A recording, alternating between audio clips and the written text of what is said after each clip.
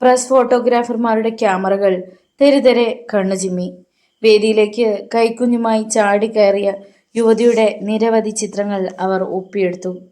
അവൾ കുഞ്ഞിനെ ഗവർണറുടെ കാൽച്ചുവട്ടിൽ കിടത്തിയതും നിയുക്ത മുഖ്യമന്ത്രി KT അബ്രഹാമിന്റെ മുഖം വിളറിയതും പല ആംഗിളിൽ പത്രക്കാരുടെ ക്യാമറയിൽ ഒളിച്ചു. കാക്കിധാരികൾ കർത്തവ്യനിരതരായി ഓടിയെത്തിയപ്പോൾ ഗവർണർ അവരെ കൈനീട്ടി തടഞ്ഞു. പിന്നെ ശാന്തമായി അദ്ദേഹം യുവതിയോട് ചോദിച്ചു, നിന്റെ പേര്? ഡെയ്സി. ഈ കുട്ടിയുടേതോ? ഹണിമോൾ. എന്താണ് നിന്റെ പ്രശ്നം? കുഞ്ഞിനെ എടുത്തിട്ട് കുറഞ്ഞ വാക്കിൽ ഉത്തരം പറയൂ. ഡെയ്സി കുഞ്ഞിനെ എടുത്തു. പിന്നെ അവളുടെ ജ്വലിക്കുന്ന നോട്ടം അവറാച്ചൻ മുതലാളിയുടെ നേർക്ക് നീണ്ടു. ഈ നാട്ടിലെ ജനങ്ങളുടെ മുഖ്യമന്ത്രി ആയിരിക്കാൻ അവറാച്ചൻ മുതലാളിക്ക് യോഗ്യതയില്ല. തട്ടിപ്പും വെട്ടിപ്പും ചതിവും വഞ്ചനയും കൊണ്ടാണ് അയാൾ പണമുണ്ടാക്കിയത്. ഒന്നും അറിയാത്ത എന്നെ ഇയാൾ തന്ത്രപൂർവ്വം വലയിലാക്കി. എന്റെ ചാരിത്രം പോൾ ബാബു എന്നൊരുവന് കാഴ്ചവെപ്പിച്ചു. ബലാത്കാരമായി പോൾ ബാബു എന്നെ കീഴ്പ്പെടുത്തുകയായിരുന്നു. അങ്ങനെ ഞാനൊരു അമ്മയായി. കന്യകയായിരുന്ന എന്റെ ഭാവി നശിപ്പിച്ചതിന് ഇയാൾ സമാധാനം പറയണം. പ്രതിപക്ഷത്തിന് കിട്ടിയ തുറുപ്പ് ചീട്ടായിരുന്നു ഡെയ്സി. ഭരണകക്ഷിക്കെതിരെ മുദ്രാവാക്യങ്ങൾ മുഴക്കിക്കൊണ്ട് അവർ വേദിക്ക് ചുറ്റും ഒരു വലയം സൃഷ്ടിച്ചു. സത്യപ്രതിജ്ഞാ ചടങ്ങ് അലങ്കോലപ്പെടുത്തിയതിനും നിയുക്ത മുഖ്യമന്ത്രിയെ അപമാനപ്പെടുത്തിയതിനും ഡെയ്സി അറസ്റ്റ് ചെയ്യപ്പെട്ടു. പക്ഷേ അടുത്ത സെക്കൻഡിൽ അവളെ ജാമ്യത്തിലിറക്കാൻ പ്രതിപക്ഷ നേതാക്കൾ തയ്യാറായി. അവർ അവളെ തലസ്ഥാന നഗരിയിലുള്ള ഒരു ഹോട്ടലിൽ പാർപ്പിച്ചു. അവളുടെ സ്റ്റേറ്റ്മെന്റുകൾ എഴുതി വാങ്ങി. റീനയും ജോസും മുത്തുവും രാജ്ഭവന് മുന്നിൽ കാത്തു നിൽപ്പുണ്ടായിരുന്നു. റീനയുടെ ബുദ്ധിയിലാണ് ഇങ്ങനെ ഒരു പദ്ധതി രൂപം കൊണ്ടത്. റീന അനുജത്തിക്ക് ധൈര്യം കൊടുത്ത് രംഗത്തിറക്കി. അതേതായാലും ഫലിച്ചു. അവറാച്ചൻ മുതലാളിയും കുടുംബവും ഖിന്നതയോടെ അവർ താമസിച്ചിരുന്ന നക്ഷത്ര ഹോട്ടലിലേക്ക് തിരിച്ചുപോയി. കേസിന്റെ വിധി വന്നു കഴിഞ്ഞാലേ ഇനി അവറാച്ചൻ മുതലാളിയുടെ രാഷ്ട്രീയ ഭാവിയെക്കുറിച്ച് പറയാനാവൂ. റീന മുത്തുവിനെയും ജോസിനെയും കൂട്ടിക്കൊണ്ടു ചെന്ന് പ്രതിപക്ഷ നേതാക്കന്മാരെ കണ്ടു. സർവ്വ വിവരങ്ങളും അവൾ അവരോട് വിശദമാക്കി. കേസ് തീരുന്നതുവരെ റീനയ്ക്കും ജോസിനും മുത്തുവിനും ഡെയ്സിയോടൊപ്പം താമസിക്കുന്നതിനുള്ള അനുവാദം ലഭിച്ചു. ടൂറ് കഴിഞ്ഞു വന്ന പോൾ ബാബുവിനെ പത്രക്കാരും പോലീസും ഒരുപോലെ ശല്യപ്പെടുത്തി. എനിക്കറിയില്ല, എൻ്റെ കുട്ടിയെ ഒരു പെണ്ണ് പ്രസവിച്ചിട്ടില്ല, പോൾ ബാബു എതിർത്ത് പറഞ്ഞു. നിങ്ങൾ അവറാച്ച മുതലാളിയുമായി അടുപ്പത്തിലാണോ? DSP ഗോപകുമാറിന്റെ ചോദ്യം. പരിചയത്തിലാണ്, പക്ഷേ അടുപ്പത്തിലല്ല. മിസ്റ്റർ പോൾ ബാബു, പല സഹായങ്ങളും അവറാച്ച് എന്ന അബ്രഹാമിന് നിങ്ങൾ ചെയ്തു കൊടുത്തിരുന്നോ? എൻ്റെ സഹായം ആ മനുഷ്യന് ആവശ്യമില്ല. അവറാച്ചൻ്റെ വീട്ടിലെ പുറം വേലക്കാരൻ മുത്തുവിനെ നിങ്ങൾക്കറിയാമോ? അറിയില്ല. മുത്തുവിന് ഏകദേശം എന്ത് പ്രായം വരും? അറിയാത്ത ആളിൻ്റെ പ്രായം ഞാൻ എങ്ങനെ പറയും? അത് ശരി. എങ്കിലിനി മറ്റൊരു ചോദ്യം ചോദിക്കുന്നു. ഡെയ്സിയുടെ മകൾ ഹണിമോളുടെയും മിസ്റ്റർ പോൾ ബാബുവിൻ്റെയും രക്തം പരിശോധിക്കുന്നതിൽ എതിർപ്പുണ്ടോ? എതിർപ്പുണ്ട്. എന്തുകൊണ്ട്? വിശദമാക്കാമോ? തേവിടിച്ചി എന്ന് അറിയപ്പെടുന്നവളുമായി എൻ്റെ രക്തം താരതമ്യ പഠനം നടത്തുന്നത് എനിക്കിഷ്ടമല്ല. ഇഷ്ടവും ഇഷ്ടക്കേടുമല്ല, ന്യായവും അന്യായവുമാണ് ഞങ്ങൾക്കറിയേണ്ടത്. DSP ഗോപകുമാറിന്റെ സ്വരം കൂടുതൽ കർക്കശമായി. തെരഞ്ഞെടുപ്പിലെ ജയങ്ങൾ അറിയാനാണ് റൂബിൾ പത്രം വാങ്ങിയത്. മുല്ലപ്പൂ പാർട്ടിക്ക് ഭൂരിപക്ഷം കിട്ടിയെന്നറിഞ്ഞപ്പോൾ സത്യപ്രതിജ്ഞാ ദിനത്തിലെ പത്രവും സംഘടിപ്പിച്ചു. പക്ഷെ അത് നിവർത്തിയതും റൂബിൾ സ്തബ്ധനായിപ്പോയി. ലാസറിന്റെ മക്കൾ എന്ന് വെണ്ടയ്ക്ക അക്ഷരത്തിൽ ഡെയ്സിയുടെ നിരവധി ഫോട്ടോകൾ. അകത്തെ പേജുകളിൽ റീനയുടെയും മുത്തുവിന്റെയും ഫോട്ടോകൾ. ഒരു ചതിവിന്റെ കഥ എന്ന ശീർഷകത്തിൽ കൊടുത്തിരുന്ന വാർത്ത റൂബിൾ ആകാംക്ഷയോടെ വായിച്ചു. തന്റെ സഹോദരി അപമാനപ്പെട്ടതും അവൾക്ക് ഒരു കുട്ടി ജനിച്ചതും അയാൾ അറിഞ്ഞു. ഹണിമോൾ. ഡെയ്സിയുടെ കുഞ്ഞിന്റെ പേര് ഹണിമോൾ.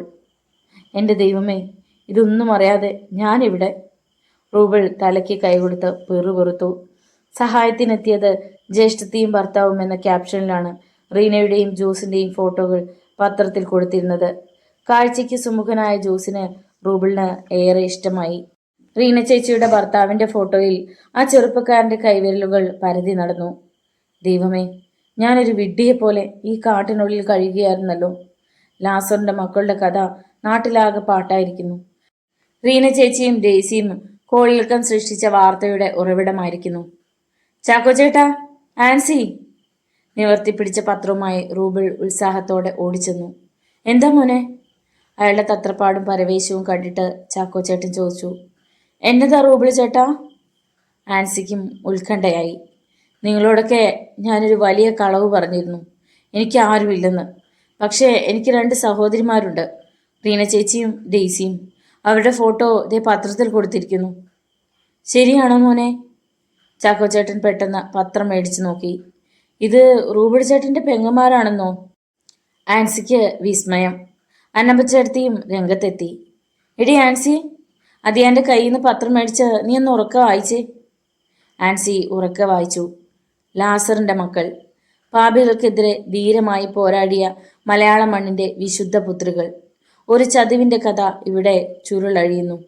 നിയുക്ത മുഖ്യമന്ത്രി KT അബ്രഹാമിൻ്റെ കറുത്ത ജീവിതത്തിലെ കരിപുരണ്ട ഏടുകൾ ഡെയ്സിയും റീനയും എന്ന 2 യുവതികൾ ചേർന്ന് ജനതയെ ബോധ്യപ്പെടുത്തിയിരിക്കുന്നു. അലങ്കോലപ്പെട്ട സത്യപ്രതിജ്ഞാ ചടങ്ങ്. കൈക്കുഞ്ഞുമായി വേദിയിലേക്ക് ഓടിക്കയറിയ ഡെയ്സി. വാർത്തകളെല്ലാം ആൻസി ഉറക്കെ വായിച്ചു. അന്നമ്മ ചേട്ടത്തിയും ചാക്കോ ചേട്ടനും അമ്പരപ്പോടെ റൂബിളിൻ്റെ മുഖത്തേക്ക് നോക്കി. പെണ്ണായാൽ അങ്ങനെ വേണം, അന്നമ്മ ചേട്ടത്തി പറഞ്ഞു.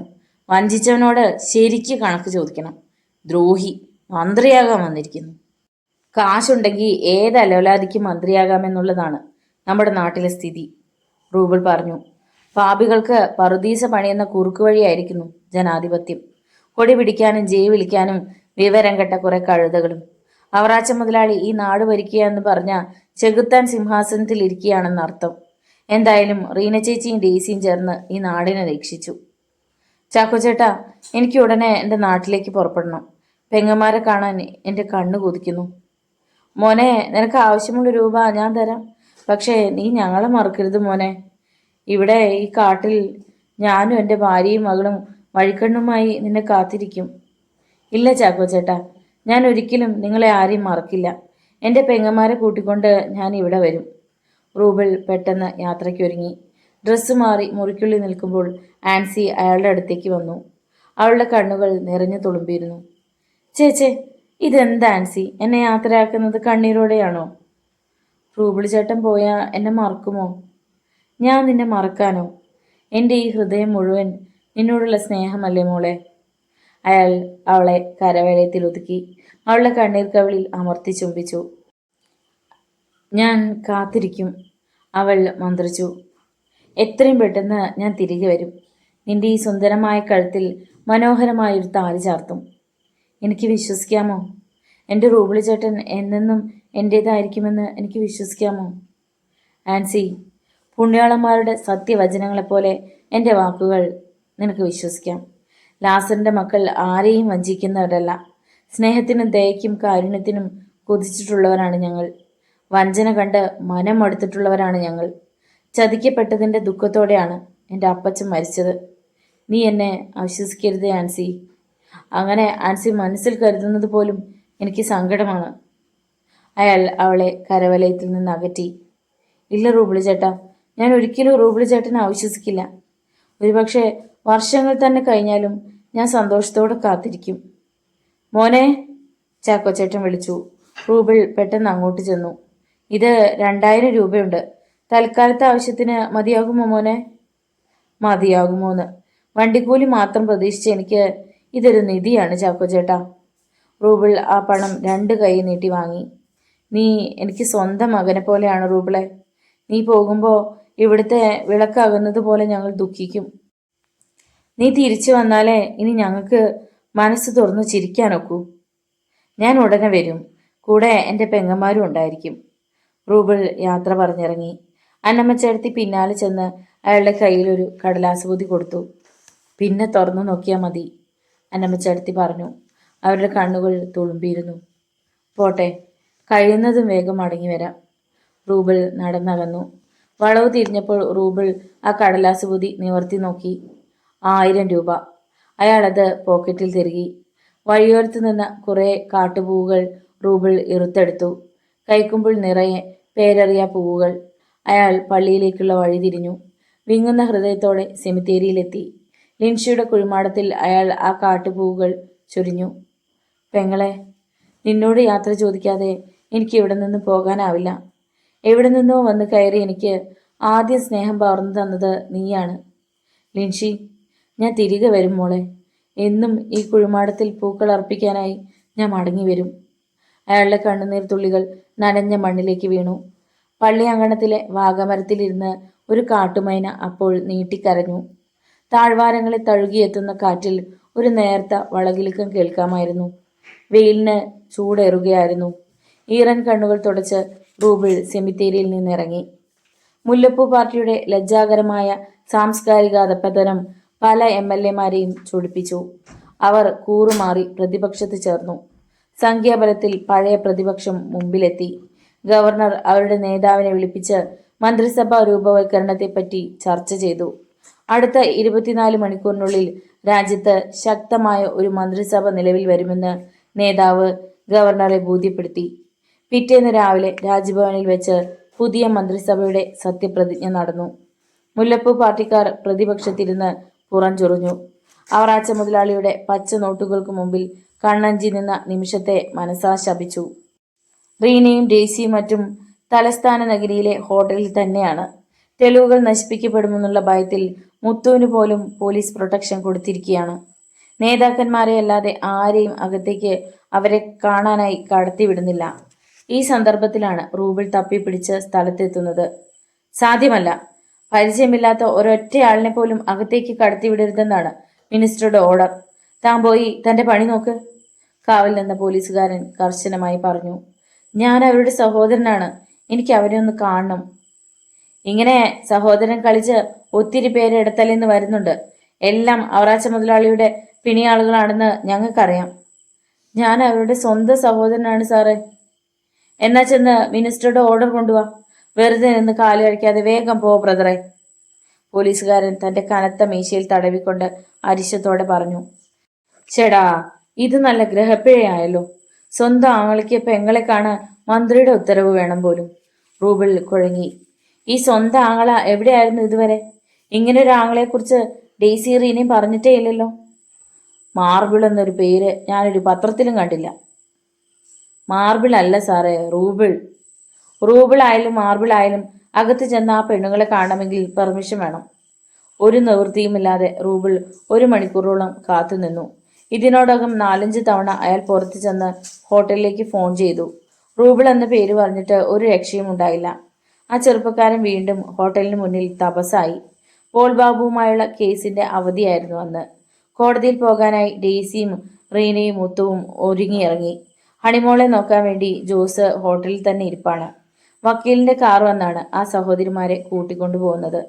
ദാണ്ടേ ആ കാറിന്റെ അടുത്ത് പോയി നിന്നോ, റീനയും ഡെയ്സിയും ഒക്കെ ഇപ്പൊ അവിടെ വരും, പോലീസുകാരൻ പറഞ്ഞു കൊടുത്തു. റൂബിൾ ഓടി കാറിന്റെ അടുത്തെത്തി. ഹോട്ടലിൽ നിന്ന് ഇറങ്ങി വന്ന റീനയും ഡെയ്സിയും സഹോദരനെ കണ്ടു. റൂബിളച്ചായ, ഡെയ്സി ഓടിയെടുത്തു. അരിശം പുകയുന്ന കണ്ണുകളോടെ റീന ആങ്ങളെ നോക്കി.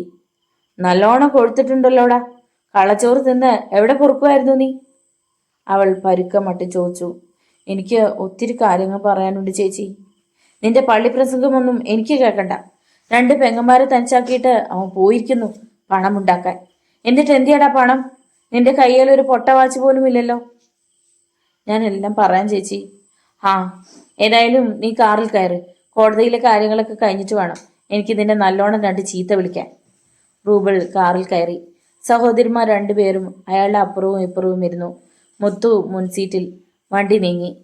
പറ റൂബിളച്ചായ, എവിടെയായിരുന്നു ഇതുവരെ?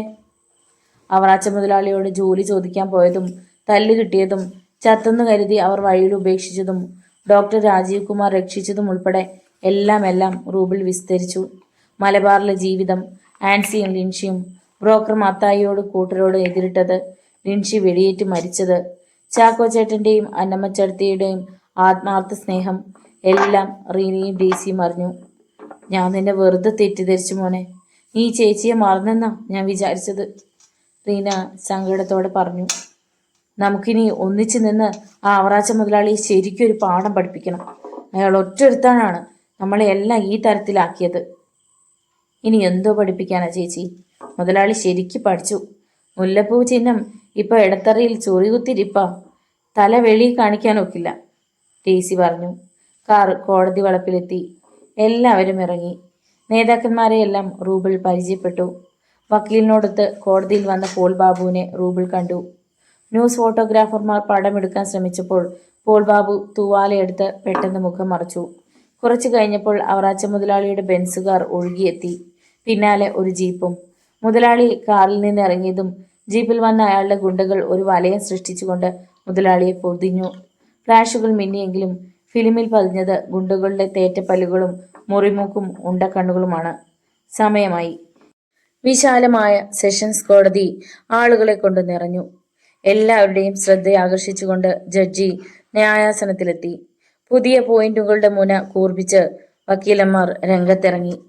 ന്യായം അന്യായമാക്കാൻ കഴിവുള്ള അതിധീരന്മാർ. വാദിയും പ്രതിയുമായി ഡെയ്സിയും പോൾ ബാബുവും മുഖത്തോട് മുഖം നോക്കി നിന്നു. തലനാരിഴ കീറുന്ന വാദങ്ങൾ. മുഖ്യമന്ത്രിയുടെ പദവി കൊതിച്ച് പണമെറിഞ്ഞ അവറാച്ച മുതലാളിയും പ്രതിക്കൂട്ടിലെത്തി.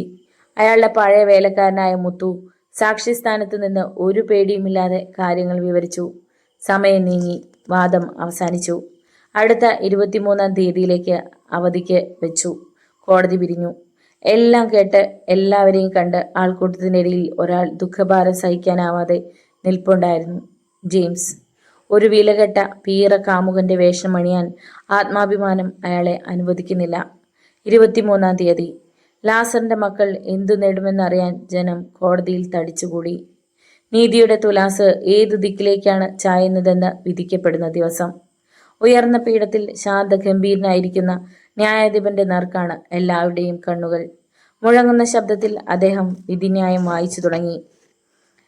ജനായത്ത ഭരണത്തിന്റെ ന്യൂനതകളെക്കുറിച്ച് മൂർച്ചയുള്ള ഭാഷയിൽ വിമർശിച്ചുകൊണ്ടായിരുന്നു ജഡ്ജിയുടെ തുടക്കം.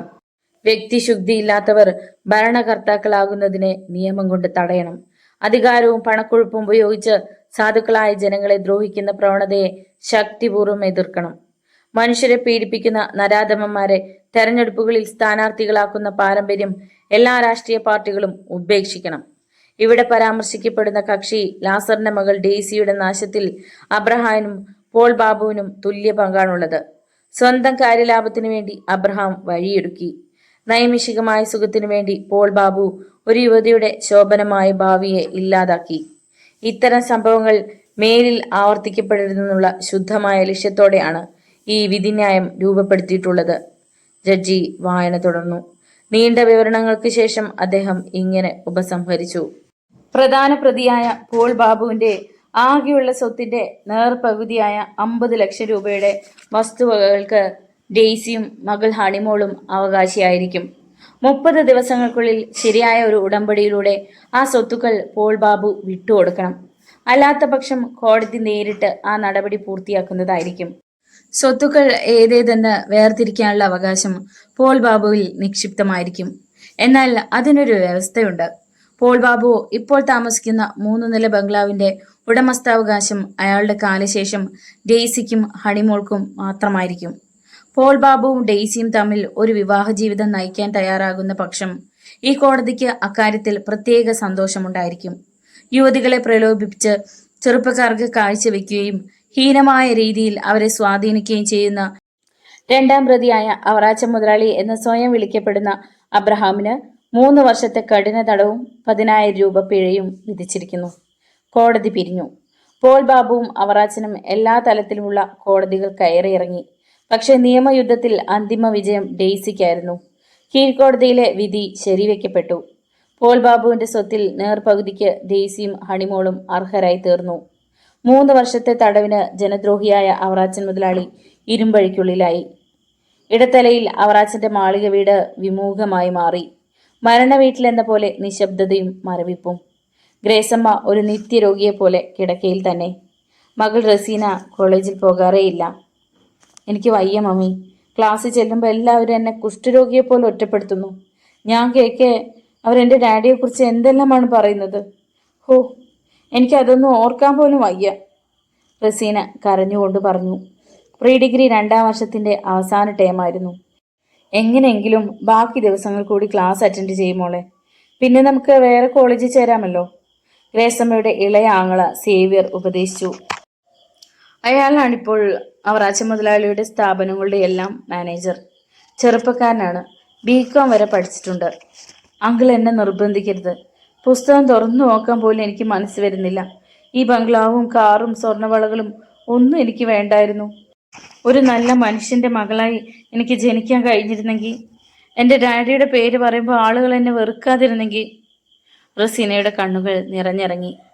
നിനക്ക് ഇഷ്ടമല്ലെങ്കിൽ നീ പോകണ്ട മോളെ. ഗ്രേസമ്മ മകൾക്ക് സാന്ത്വനമേകി.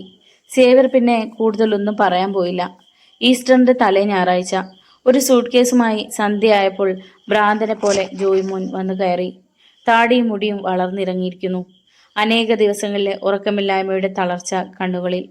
മെഡിക്കൽ കോളേജിൽ 4ാം വർഷ വിദ്യാർത്ഥിനിയായ ആ ധനികപുത്രൻ ഗതിയില്ലാതെ തെണ്ടിയെപ്പോലെ ചെളി പുരണ്ട വസ്ത്രങ്ങളാണ് ധരിച്ചിരിക്കുന്നത്. എൻ്റെ പൊന്നുമോനെ, നിനക്ക് എന്തു പറ്റിയടാ? ഈശോയെ, ഞാനിതെങ്ങനെ സഹിക്കും? ഗ്രേസമ്മ പൊന്നുമോനെ കെട്ടിപ്പിടിച്ച് കരഞ്ഞു. ജോയിയുടെ ചുണ്ടുകളിൽ ഒരു ക്ഷീണിച്ച മന്ദഹാസം നിമിഷ നേരത്തേക്ക് പ്രത്യക്ഷപ്പെട്ടു. പിന്നെ അവൻ്റെ നോട്ടം കഠാരമുനയുടെ മൂർച്ചയോടെ മമ്മിയുടെ കണ്ണുകളിൽ തറഞ്ഞു. ഒരു മുഖ്യമന്ത്രിയുടെ മകന് ഈ ഡ്രസ്സ് ഒട്ടും ചേരുന്നില്ല അല്ലേ മമ്മി? കളിയാക്കുന്ന സ്വരത്തിൽ ജോയി ചോദിച്ചു. നീ എന്നെ വിഷമിപ്പിക്കരുത് മോനെ. അല്ലാതെ തന്നെ ഞാനിവിടെ നീറിയാണ് ജീവിക്കുന്നത്. ആ ലാസറിൻ്റെ പാപിയായ മക്കൾ എൻ്റെ കുടുംബം തകർത്തു. എൻ്റെ കെട്ടിയോൻ ജയിലായി. മമ്മി ഇപ്പോഴും അവരെ പാപികളെന്നാണോ വിളിക്കുന്നത്? പിന്നെ ഞാനവരെ എന്ത് വിളിക്കണമെന്നാണ് നീ പറയുന്നത്? ഈ നാട്ടിൽ ഒരൊറ്റ പാപിയേ ഉള്ളൂ മമ്മി. അതെൻ്റെ ബഹുമാന്യനായ പിതാവാണ്. അദ്ദേഹത്തിൻ്റെ മകനായി ജനിച്ചതിൻ്റെ പേര് ഞാൻ ദൈവത്തെ പോലും വെറുക്കുന്നു. മമ്മിയുടെ കൈ തട്ടി മാറ്റിയിട്ട് അവൻ സ്വന്തം മുറിയിലേക്ക് നടന്നു. മോനെ, നിനക്ക് എന്തു പറ്റിയടാ? ഗ്രേസമ്മ കരഞ്ഞുകൊണ്ട് മകൻ്റെ പിന്നാലെ ചെന്നു. മമ്മി, എൻ്റെ മുറിയിലേക്ക് വരരുത്, ജോയി തിരിഞ്ഞു നിന്ന് അരിശത്തോടെ പറഞ്ഞു. മോനെ, ഗ്രേസമ്മയുടെ സ്വരം കൂടുതൽ ദയനീയമായി. എനിക്കിവിടെ ഇത്തിരി നേരം സ്വൈരമായിട്ടിരിക്കണം. എൻ്റെ ഡാഡിയോട് വേണമെങ്കിൽ പൊറുക്കാം, പക്ഷേ മമ്മിയോട് പൊറുക്കാൻ വയ്യ. ഡാഡിയുടെ ഹീനതകളെയെല്ലാം പോറ്റി വളർത്തിയ ആളാണ് മമ്മി. അവസാനം മമ്മി എന്ത് നേടി? ഒരു നിമിഷമെങ്കിലും അതിനെക്കുറിച്ച് ആലോചിക്കുന്നുണ്ടോ? മോനെ, നമ്മൾ എല്ലാ തരത്തിലും മാനം കിട്ടു. ഇനി ഇവിടെ അന്യോന്യം നമ്മൾ മത്സരിക്കും കൂടി ചെയ്താൽ നമ്മൾ എങ്ങനെ ജീവിക്കും മോനെ? എനിക്ക് ജീവിക്കാൻ ആഗ്രഹമില്ല മമ്മി. പഠിത്തം ഞാൻ ഉപേക്ഷിച്ചു. എൻ്റെ കൂട്ടുകാർക്കിടയിൽ എനിക്ക് കഴിയാൻ വയ്യാതായി. ഭ്രാന്തനെ പോലെ പലയിടത്ത് അലഞ്ഞു തിരികെയായിരുന്നു ഞാൻ. എൻ്റെ ഡാഡി എനിക്ക് സമ്പാദിച്ചു തന്നത് മറക്കാനാവാത്ത അപമാന ഭാരമാണ്. ദയവ് ചെയ്ത് മമ്മി എന്നെ ശല്യപ്പെടുത്തരുത്. എല്ലാം മറന്നിട്ട് എൻ്റെ മുറിയിൽ ഞാൻ ഇത്തിരി നേരം കഴിഞ്ഞോട്ടെ. ജോയി തിടുക്കത്തിൽ കോണി കയറി മുകളിലെത്തി. അവിടെ മുറിവാതിൽക്കൽ നിറകണ്ണുകളോടെ റസീന കാത്തു നിൽക്കുന്നത് അവൻ കണ്ടു. ജോയിച്ചായ, ഇടറിയ ശബ്ദത്തിൽ റസീന വിളിച്ചു. അവൻ അടുത്തു ചെന്ന് കുഞ്ഞുപെങ്ങളുടെ ശിരസിൽ പതിയെ തലോടി. ദുഃഖം കനത്തു നിൽക്കുന്ന അവൻ്റെ തൊണ്ടയിൽ വാക്കുകളെത്താൻ വൈകി. എനിക്ക് ആരുമില്ല ജോയിച്ചായ, ഈ വീട്ടിൽ എനിക്ക് ആരുമില്ല. അവളുടെ കവിളുകളിലൂടെ കണ്ണുനീർ തുള്ളികൾ താഴേക്ക് ഉരുണ്ടിറങ്ങി. അവളെ ആശ്വസിപ്പിക്കാൻ അവന് വാക്കുകളില്ലായിരുന്നു. സ്വയം നേരി ദഹിക്കുന്ന ആ ചെറുപ്പക്കാരൻ സഹോദരിയുടെ മുഖത്തു നോക്കാൻ മടിച്ച് തല കുനിച്ചു. വേലക്കാർ പോലും നമ്മളെ വെറുക്കുന്നു. ഡാഡിയുടെ പ്രവൃത്തിദോഷം കൊണ്ട് എല്ലാവരുടെയും ദൃഷ്ടിയിൽ നമ്മൾ പാപികളായി. ഇനി നമ്മൾ എങ്ങനെ ജീവിക്കും ചോദിച്ചായ? അവൾ ഏങ്ങി ഏങ്ങി കരഞ്ഞു. നേരം ഇരുളുകയായിരുന്നു. ഇടത്തലപ്പള്ളിയിൽ നിന്നും അന്തിമണി മുഴങ്ങി. ഒരു ദിവസത്തെ അധ്വാന ഭാരത്തിന്റെ തളർച്ചയുമായി വേലക്കാർ വീടുകളിലേക്ക് മടങ്ങുന്നു. കായലോരത്തെ മരച്ചിലകളിൽ ഇരുന്ന് രാപ്പക്ഷികൾ പാടിത്തുടങ്ങി. ആ കൂടപ്പിറപ്പുകൾ പരസ്പരം കണ്ണുനീർ തുടച്ചു. കരയരുതെന്ന് പറഞ്ഞുകൊണ്ട് രണ്ടുപേരും കരഞ്ഞു. നാട്ടിലെ ഏറ്റവും വലിയ പണക്കാരൻ്റെ മക്കളാണവർ. ഭാസുരമായ ഭാവി അവരെ കാത്തു നിൽക്കുന്നു. ലക്ഷങ്ങളുടെ സ്വത്തുക്കൾ ആ സഹോദരി സഹോദരന്മാർക്ക് വേണ്ടി കരുതപ്പെട്ടിരിക്കുന്നു. പക്ഷേ നരകത്തിൽ എത്തിപ്പെട്ടതുപോലെ അവർ ജീവിതത്തെ വെറുക്കുന്നു. മരണത്തിലേക്ക് കടന്നു ചെല്ലാനുള്ള കുറുക്കുവഴികൾ ആലോചിച്ച് അവരുടെ ഉറക്കം നഷ്ടപ്പെടുന്നു. മോള് താഴേക്ക് ചെല്ല്, ഞാനൊന്ന് കിടക്കട്ടെ. ദിവസങ്ങൾ കുറേയായി ഞാൻ പല സ്ഥലങ്ങളിൽ ചുറ്റിത്തിരിയുന്നു, ജോയി പറഞ്ഞു. സങ്കടത്തോടെ പലതും വിവരിച്ച് കുറച്ചു നേരം കൂടി നിന്നിട്ട് റസീന പോയി. അവൻ മുറിയിൽ കടന്ന് ലൈറ്റ് തെളിച്ചു. ഡ്രസ്സ് മാറി. പിന്നെ വാതിലടച്ച് കൊളുത്തിട്ടിട്ട് സൂട്ട് കേസ് തുറന്ന് സിറിഞ്ചും മയക്കുമരുന്നും എടുത്തു. സ്വന്തം തുടയിലെ രക്തക്കുഴലിലേക്ക് ആ യുവ ഡോക്ടർ ലഹരി കുത്തിവെച്ചു. ജോയുടെ കണ്ണുകളിൽ ഉറക്കം വന്നെത്തുന്നത് പോലെ ഒരാലസ്യം നിറഞ്ഞു. സിറിഞ്ച് തിരികെ വച്ച് സൂട്ട് കേസ് അടച്ചിട്ട് അവൻ മെത്തയിൽ വീണു. ഹൃദയത്തിൽ നിന്നും ദുഃഖഭാരം വിട്ടകലുന്നു. ഊഷ്മളമായ തെളിവെയിലിൽ ഒരു വർണ്ണത്തുമ്പിയെപ്പോലെ പാറി നടക്കുകയാണ് മനസ്സ്. മയക്കുമരുന്നിന്റെ ലഹരിയിൽ അവൻ മെല്ലെ ഗാഠനിദ്രയിൽ അമർന്നു. വാതിലിന്റെ താക്കോൽ പഴുതിലൂടെ അവന്റെ മമ്മി എല്ലാം കാണുന്നുണ്ടായിരുന്നു. മയക്കുമരുന്നുകളെക്കുറിച്ച് പലപ്പോഴും വായിച്ചറിഞ്ഞുള്ള ഗ്രേസമ്മയുടെ നെഞ്ചിനുള്ളിൽ ഒരു നടുക്കം ഉയർന്നു. നിലവിളിയോടെ അവർ പ്രാർത്ഥനാ മുറിയിലേക്ക് ഓടി. എൻ്റെ ഈശോയെ, ഞങ്ങളോട് പൊറുക്കണമേ, എൻ്റെ ജോയ് മോനെ രക്ഷിക്കണമേ. രൂപക്കൂടിന് മുമ്പിൽ മുട്ടിന്മേൽ നിന്ന് ഗ്രേസമ്മ മനസ്സുരുകി പ്രാർത്ഥിച്ചു. 2 ദിവസങ്ങൾ കഴിഞ്ഞു. രാവിലെ 8 മണിയായപ്പോൾ ജോയി കുളിച്ച് ഡ്രസ്സ് മാറി. നീ എങ്ങോട്ടാ മോനെ? ഒന്നും കാണാത്ത മട്ടിൽ നടക്കുകയായിരുന്ന സേവ്യർ ചോദിച്ചു. എനിക്ക് ഡാഡി ഒന്ന് കാണണം, ജോയി പറഞ്ഞു. നീ ഇങ്ങനെ ക്ഷീണിച്ചിരിക്കുന്നത് കണ്ട നിന്റെ ഡാഡിക്ക് വിഷമം തോന്നും. 2 ആഴ്ച കൂടി കഴിഞ്ഞിട്ട് പോരെ ജയിൽ സന്ദർശനം?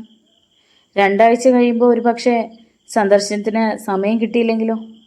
സമയമൊക്കെ കിട്ടും, ഞാനും വരാം നിന്റെ കൂടെ. വേണ്ട, എനിക്കിന്ന് തന്നെ ഡാഡിയെ കാണണം.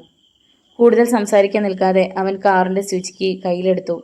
നിന്റെ മമ്മിയോട് പറയണ്ടേ? സേവ്യർ ചോദിച്ചു. അതൊക്കെ അങ്കിൾ പറഞ്ഞാൽ മതി, ഞാൻ പോകുന്നു. കാർ ഗേറ്റ് കടന്നപ്പോഴാണ് ഗ്രേസമ്മ സിറ്റ് ഔട്ടിലെത്തിയത്. മക്കളെ 2 പേരെയും അങ്ങോട്ട് അയക്കരുതെന്ന് എന്നെ അളിയൻ ഏർപ്പാടാക്കിയിരുന്നു, സേവ്യർ പറഞ്ഞു. മക്കൾ വേറെ ഉള്ള കുട്ടികളല്ലെന്ന് അറിയാൻ ഓർക്കണമായിരുന്നു. ഗ്രേസമ്മ അന്ന് ആദ്യമായി ഭർത്താവിൻ്റെ ചെയ്തിയെ വിമർശിച്ചു. ഡെപ്യൂട്ടി ജയിലർ കുറച്ചൊരു മൃദുല സ്വഭാവക്കാരനായിരുന്നു. അതുകൊണ്ട് കൂടുതൽ കാത്തു നിൽക്കാതെ ജോയ്ക്ക് സന്ദർശനാനുമതി കിട്ടി. അവൻ ഡാഡി കിടന്നിരുന്ന സെല്ലിൻ്റെ മുമ്പിലെത്തി. അഴികൾ പിടിച്ചു നിന്ന അവറാച്ചി മുതലാളി മകൻ്റെ നേർക്ക് നോക്കി. കുറ്റബോധവും ജാള്യതയും മൂലം ആ പിതാവിൻ്റെ മുഖം വിളറി. മോനെ, അയാൾ പതുക്കെ വിളിച്ചു. യാത്ര ചോദിക്കാൻ വന്നതാണ് ഞാൻ, ജോയി പറഞ്ഞു. യാത്ര ചോദിക്കാനോ? നീയപ്പം എവിടെ പോകുന്നു? ദൂരെ ദൂരെ ഒരു ദിക്കിലേക്ക്. ഡാഡി ചെയ്തു വെച്ച പാപത്തിൻ്റെ കരിയേൽക്കാത്ത അകലത്തിലേക്ക്. മോനെ, നിങ്ങൾക്ക് വേണ്ടിയാണ് ഞാൻ. ഞങ്ങൾക്ക് വേണ്ടിയല്ല, പണത്തിന് വേണ്ടിയാണ് ഡാഡി പലതും ചെയ്തത്. സ്വന്തം മക്കളെക്കാളേറെ നോട്ടുകെട്ടുകളെയാണ് ഡാഡി സ്നേഹിച്ചത്. പക്ഷേ അതിലൂടെ ഡാഡി നഷ്ടപ്പെടുത്തിയത് എൻ്റെയും റസീനയുടെയും ജീവിതങ്ങളാണ്. ഒരു തെറ്റും ചെയ്യാത്ത ഞാനും എൻ്റെ കുഞ്ഞുപെങ്ങളും. ഞങ്ങൾ 2 പേരും ലോകർക്ക് വേണ്ടാത്തവരായി. ഈ ഡാഡിയോട് ക്ഷമിക്കണം മോനെ. ശിക്ഷ കഴിഞ്ഞിറങ്ങിയ ഞാനൊരു നല്ല മനുഷ്യനായിരിക്കും. അങ്ങനെയെങ്കിൽ നല്ലത്. അങ്ങേ ലോകത്തിലെങ്കിലും ഡാഡിയുടെ ശിക്ഷ ഇളവ് ചെയ്ത് കിട്ടിയേക്കും. പക്ഷേ ഈ ലോകത്തിൽ ഇനി ഒരു നന്മയും ഡാഡിക്ക് പ്രതീക്ഷിക്കാനില്ല. ആളുകൾ അത്രത്തോളം നമ്മളെ വെറുത്തിരിക്കുന്നു. എന്നെ കുറ്റപ്പെടുത്തരുത് മോനെ. നീയും കൂടി കുറ്റപ്പെടുത്തിയാൽ ഞാൻ ഹൃദയം പൊട്ടി മരിക്കും. അവറാച്ച മുതലാളിയുടെ കൺപീലികൾ നനഞ്ഞു. അയാളുടെ കൈവിരലുകൾ ഇരുമ്പഴികളിൽ മുറുകുകയും അയയുകയും ചെയ്തുകൊണ്ടിരുന്നു. ജോയി പിന്നെ അവിടെ നിന്നില്ല. ഒരിക്കൽ കൂടി യാത്ര ചോദിച്ച് അവൻ ജയിലിൽ നിന്നിറങ്ങി. കാറിൽ കയറി അതിവേഗതയിൽ ഡ്രൈവ് ചെയ്തു. മരണം ഒരു ആക്സിഡൻറ്റിൻ്റെ വേഷത്തിൽ തന്നെ പുൽകിയിരുന്നെങ്കിൽ എന്നവൻ ആശിച്ചു. ജീവിക്കാൻ ഒട്ടും മോഹമില്ല. കറുത്ത ജീവിതത്തിൻ്റെ ഉടമയാണ് തൻ്റെ ഡാഡി. ആ ഡാഡിയുടെ മകനെന്ന നിലയിൽ സമുദായം എപ്പോഴും തന്നെ കല്ലെറിയും. വീട്ടിലെത്തുമ്പോൾ നേരം ഉച്ച തിരിഞ്ഞിരുന്നു. മമ്മി ആകാംക്ഷയോടെ ഓടി അടുത്തു വന്നു. മോനെ, ഡാഡി എന്തു പറഞ്ഞു? മമ്മിക്ക് മുഖം കൊടുക്കാതെ അവൻ കോണി കയറി. ചോദിച്ചത് കേട്ടില്ലേ മോനെ? ഡാഡി എന്തു പറഞ്ഞെന്ന്? മറുപടിയില്ല. യാന്ത്രികമായ കാൽവയ്പ്പുകളോടെ മകൻ നടന്നകലുന്നത് നോക്കി ഗ്രേസമ്മ സങ്കടപ്പെട്ടു നിന്നു.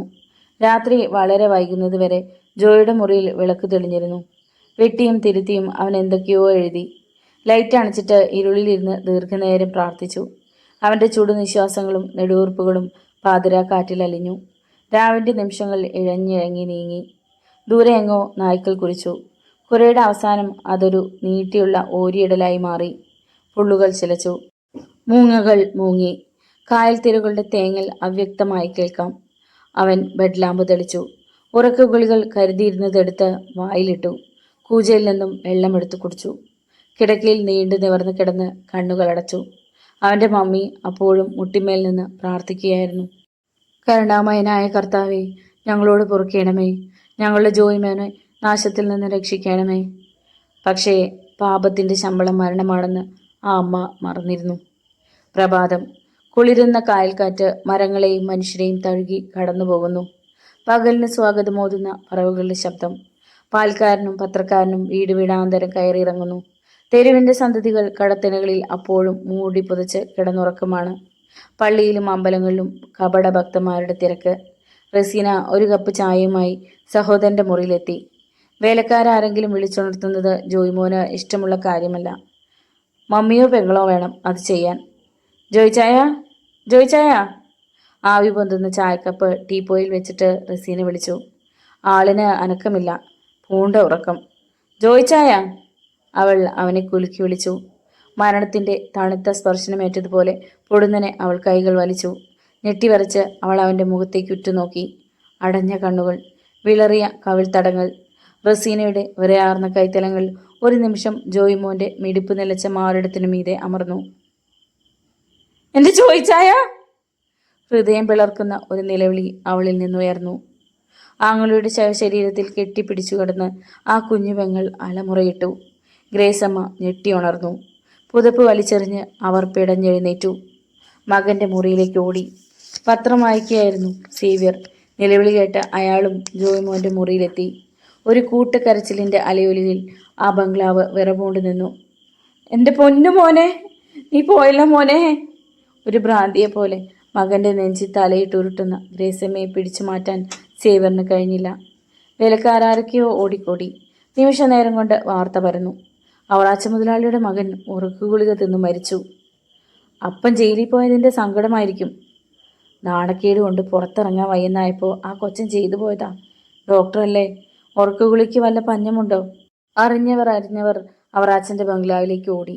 ഇടത്തലയിലെ പണക്കാരുടെ കാറുകൾ മരണവീട്ടിലേക്ക് ഒഴുകി.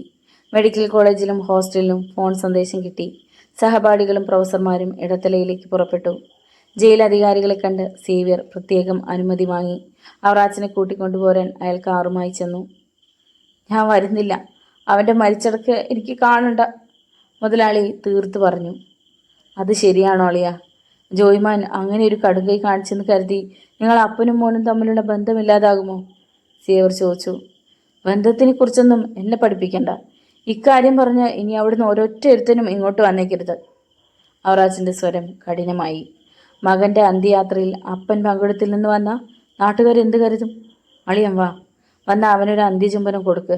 നാട്ടുകാരെ ബോധ്യപ്പെടുത്താനല്ല, അവൻ്റെ ആത്മാവിന് സ്വസ്ഥതയുണ്ടാകാൻ. അവൻ്റെ ആത്മാവിന് സ്വസ്ഥതയുണ്ടാകുന്നത് ഞാൻ വരാതിരിക്കുമ്പോഴാണ്. സേവ്യറിപ്പോ, എനിക്കിപ്പോൾ എന്തെങ്കിലും സംസാരിക്കാനുള്ള ശേഷി പോലുമില്ല. കുറച്ചു നേരം കൂടി നിന്നിട്ട് സേവ്യർ പോയി. ജയിലഴികളിൽ മുഖം ചേർത്തുകൊണ്ട് അവറാച്ചൻ മകനെക്കുറിച്ച് ചിന്തിച്ചു. ഇടത്തല പള്ളിയിലെ മണിമുഴക്കം ആ പിതാവിൻ്റെ കാതുകളിൽ മുഴങ്ങി. അയാളുടെ മനക്കണ്ണുകൾക്ക് മുമ്പിൽ മകൻ്റെ ജീവനറ്റ ശരീരം പ്രത്യക്ഷമായി. അച്ഛന് സഹായികളും വരുന്നതും അന്ത്യകർമ്മങ്ങൾ നടത്തുന്നതും അവറാച്ചന് കാണാം. മൃതദേഹത്തിൽ ഗ്രേസമ്മയും റസീനയും അന്ത്യചുംബനങ്ങൾ അർപ്പിക്കുന്നു. അനേകം കാറുകളുടെ അകമ്പടിയോടെ ശവമഞ്ചം സെമിത്തേരിയിലേക്ക് നീങ്ങുന്നു. ദയാപരനായ കർത്താവെ, ഈ ആത്മാവിന് കൂട്ടായിരിക്കണമേ. കുടുംബക്കല്ലറയിൽ പിതാവിനേക്കാൾ മുന്നും മകൻ സ്ഥാനം പിടിക്കുന്നു. തൻ്റെ മകൻ, തൻ്റെ പ്രിയപ്പെട്ട ജോയിമോൻ. എൻ്റെ പൊന്നുമോനെ! അവറാച്ച മുതലാളിയുടെ കണ്ണുകൾ നിറഞ്ഞിറങ്ങി. നെഞ്ച് തകരുന്ന സങ്കടത്തോടെ ആ പിതാവ് പൊട്ടിക്കരഞ്ഞു. ജയിലിലെ തണുത്ത സിമന്റ് തറയിലേക്ക് അയാളുടെ ചുടുകണ്ണീർ കണങ്ങൾ അടർന്നു വീണു. പിതാവേ, എന്നോട് പൊറുക്കേണമേ. ഞാൻ ചെയ്തു കൂട്ടിയ പാപത്തിൻ്റെ തീക്കാറ്റിൽ എൻ്റെ മക്കൾ വെന്തുവിടയുന്നു. എന്നോട് പൊറുക്കേണമേ.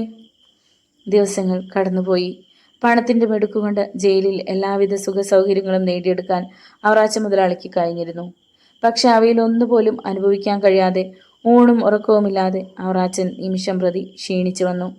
കണ്ണുകൾ കൊഴിഞ്ഞു, കവിളൊട്ടി, മാറത്തെ എല്ലുകൾ തെളിഞ്ഞു കാണാം. ദരിദ്രനായ തടവു പുള്ളിയെപ്പോലെ അവറാച്ച മുതലാളി ഒരു പേക്കോലമായി മാറി. ഞായറാഴ്ച ജയിലിൽ സന്ദർശകരുടെ തിരക്ക്. മുതലാളി പക്ഷേ അതൊന്നും ശ്രദ്ധിക്കാതെ തടവറയിൽ അങ്ങോട്ടും ഇങ്ങോട്ടും നടക്കുകയാണ്. അയാളുടെ മനസ്സ് എപ്പോഴും ഭൂതകാലത്തിൽ മേയുകയാവും. പ്രമാണിത്വത്തിൻ്റെ നാളുകൾ, സുഖലോലുപതയുടെ നാളുകൾ. ഡാഡി! ഒരു പതിഞ്ഞ വിളിയൊച്ച. അവറാച്ച മുതലാളി ഞെട്ടലോടെയാണ് മകൾക്ക് നേരെ നോക്കിയത്. നീ എന്തിനു വന്നു? എന്നെ കാണാൻ ഒരുത്തരും വരരുതെന്ന് ഞാൻ പ്രത്യേകം പറഞ്ഞിരുന്നതല്ലേ? ആത്മവേദനയ്ക്ക് അരിശത്തിൻ്റെ മറയിട്ട് മുതലാളി ചോദിച്ചു. ഞാൻ വന്നത് യാത്ര ചോദിക്കാനാണ് ഡാഡി. റസീനയുടെ കണ്ണുകൾ തുളുമ്പിയിരുന്നു. മോളെ! അവറാച്ചൻ അഴികൾക്കരിയിലേക്ക് ഓടിയെത്തി. നീയും എന്നെ ശിക്ഷിക്കരുത് മോളെ. എൻ്റെ മകൻ ഇതുപോലൊരു ദിവസം വന്ന് യാത്ര ചോദിച്ചു പോയി. ഇനി ഒരിക്കലും എനിക്കവനെ കാണാനാവില്ല. ഇപ്പോൾ നീയും. അവറാച്ചൻ്റെ ക്ഷീണിച്ച നെഞ്ചിനുള്ളിൽ തേങ്ങലുകൾ ഉയർന്നു. ഞാൻ കന്യാസ്ത്രീ മഠത്തിൽ ചേരാൻ തീരുമാനിച്ചു ഡാഡി. എന്നെ ഡാഡി അനുഗ്രഹിക്കണം. ഇല്ല മോളെ, ഞാൻ നിന്നെ അതിന് അനുവദിക്കില്ല. അനുവാദമല്ല, അനുഗ്രഹമാണ് ഞാൻ ചോദിച്ചത്. കർത്താവിൻ്റെ മണവാട്ടിയാകാൻ മനുഷ്യരുടെ അനുവാദം ആവശ്യമില്ല ഡാഡി. എൻ്റെ പൊന്നു മോളെ റസീന, നീ എൻ്റെ മനസ്സിനെ കൂടുതൽ വേദനിപ്പിക്കരുത്. ഈ ജയിലറയിൽ ഞാൻ സ്ഥിരതാമസത്തിന് വന്നതല്ല. ശിക്ഷയുടെ കാലാവധി തീർന്ന് ഞാൻ പുറത്തു വരും. നമുക്ക് ഒരുമിച്ച് സന്തോഷത്തോടെ ജീവിക്കാം മോളെ. കഴിഞ്ഞതൊക്കെ നമുക്ക് മറക്കാം. വയ്യ ഡാഡി, എൻ്റെ ജോയിച്ചാനില്ലാത്ത വീട്ടിൽ ഒരു കാലത്തും എനിക്കൊന്ന് മനസ്സ് തുറന്ന് ചിരിക്കാനാവില്ല. ഡാഡിയേക്കാളേറെ എന്നെ സ്നേഹിച്ചത് ജോയിച്ചായനാണ്.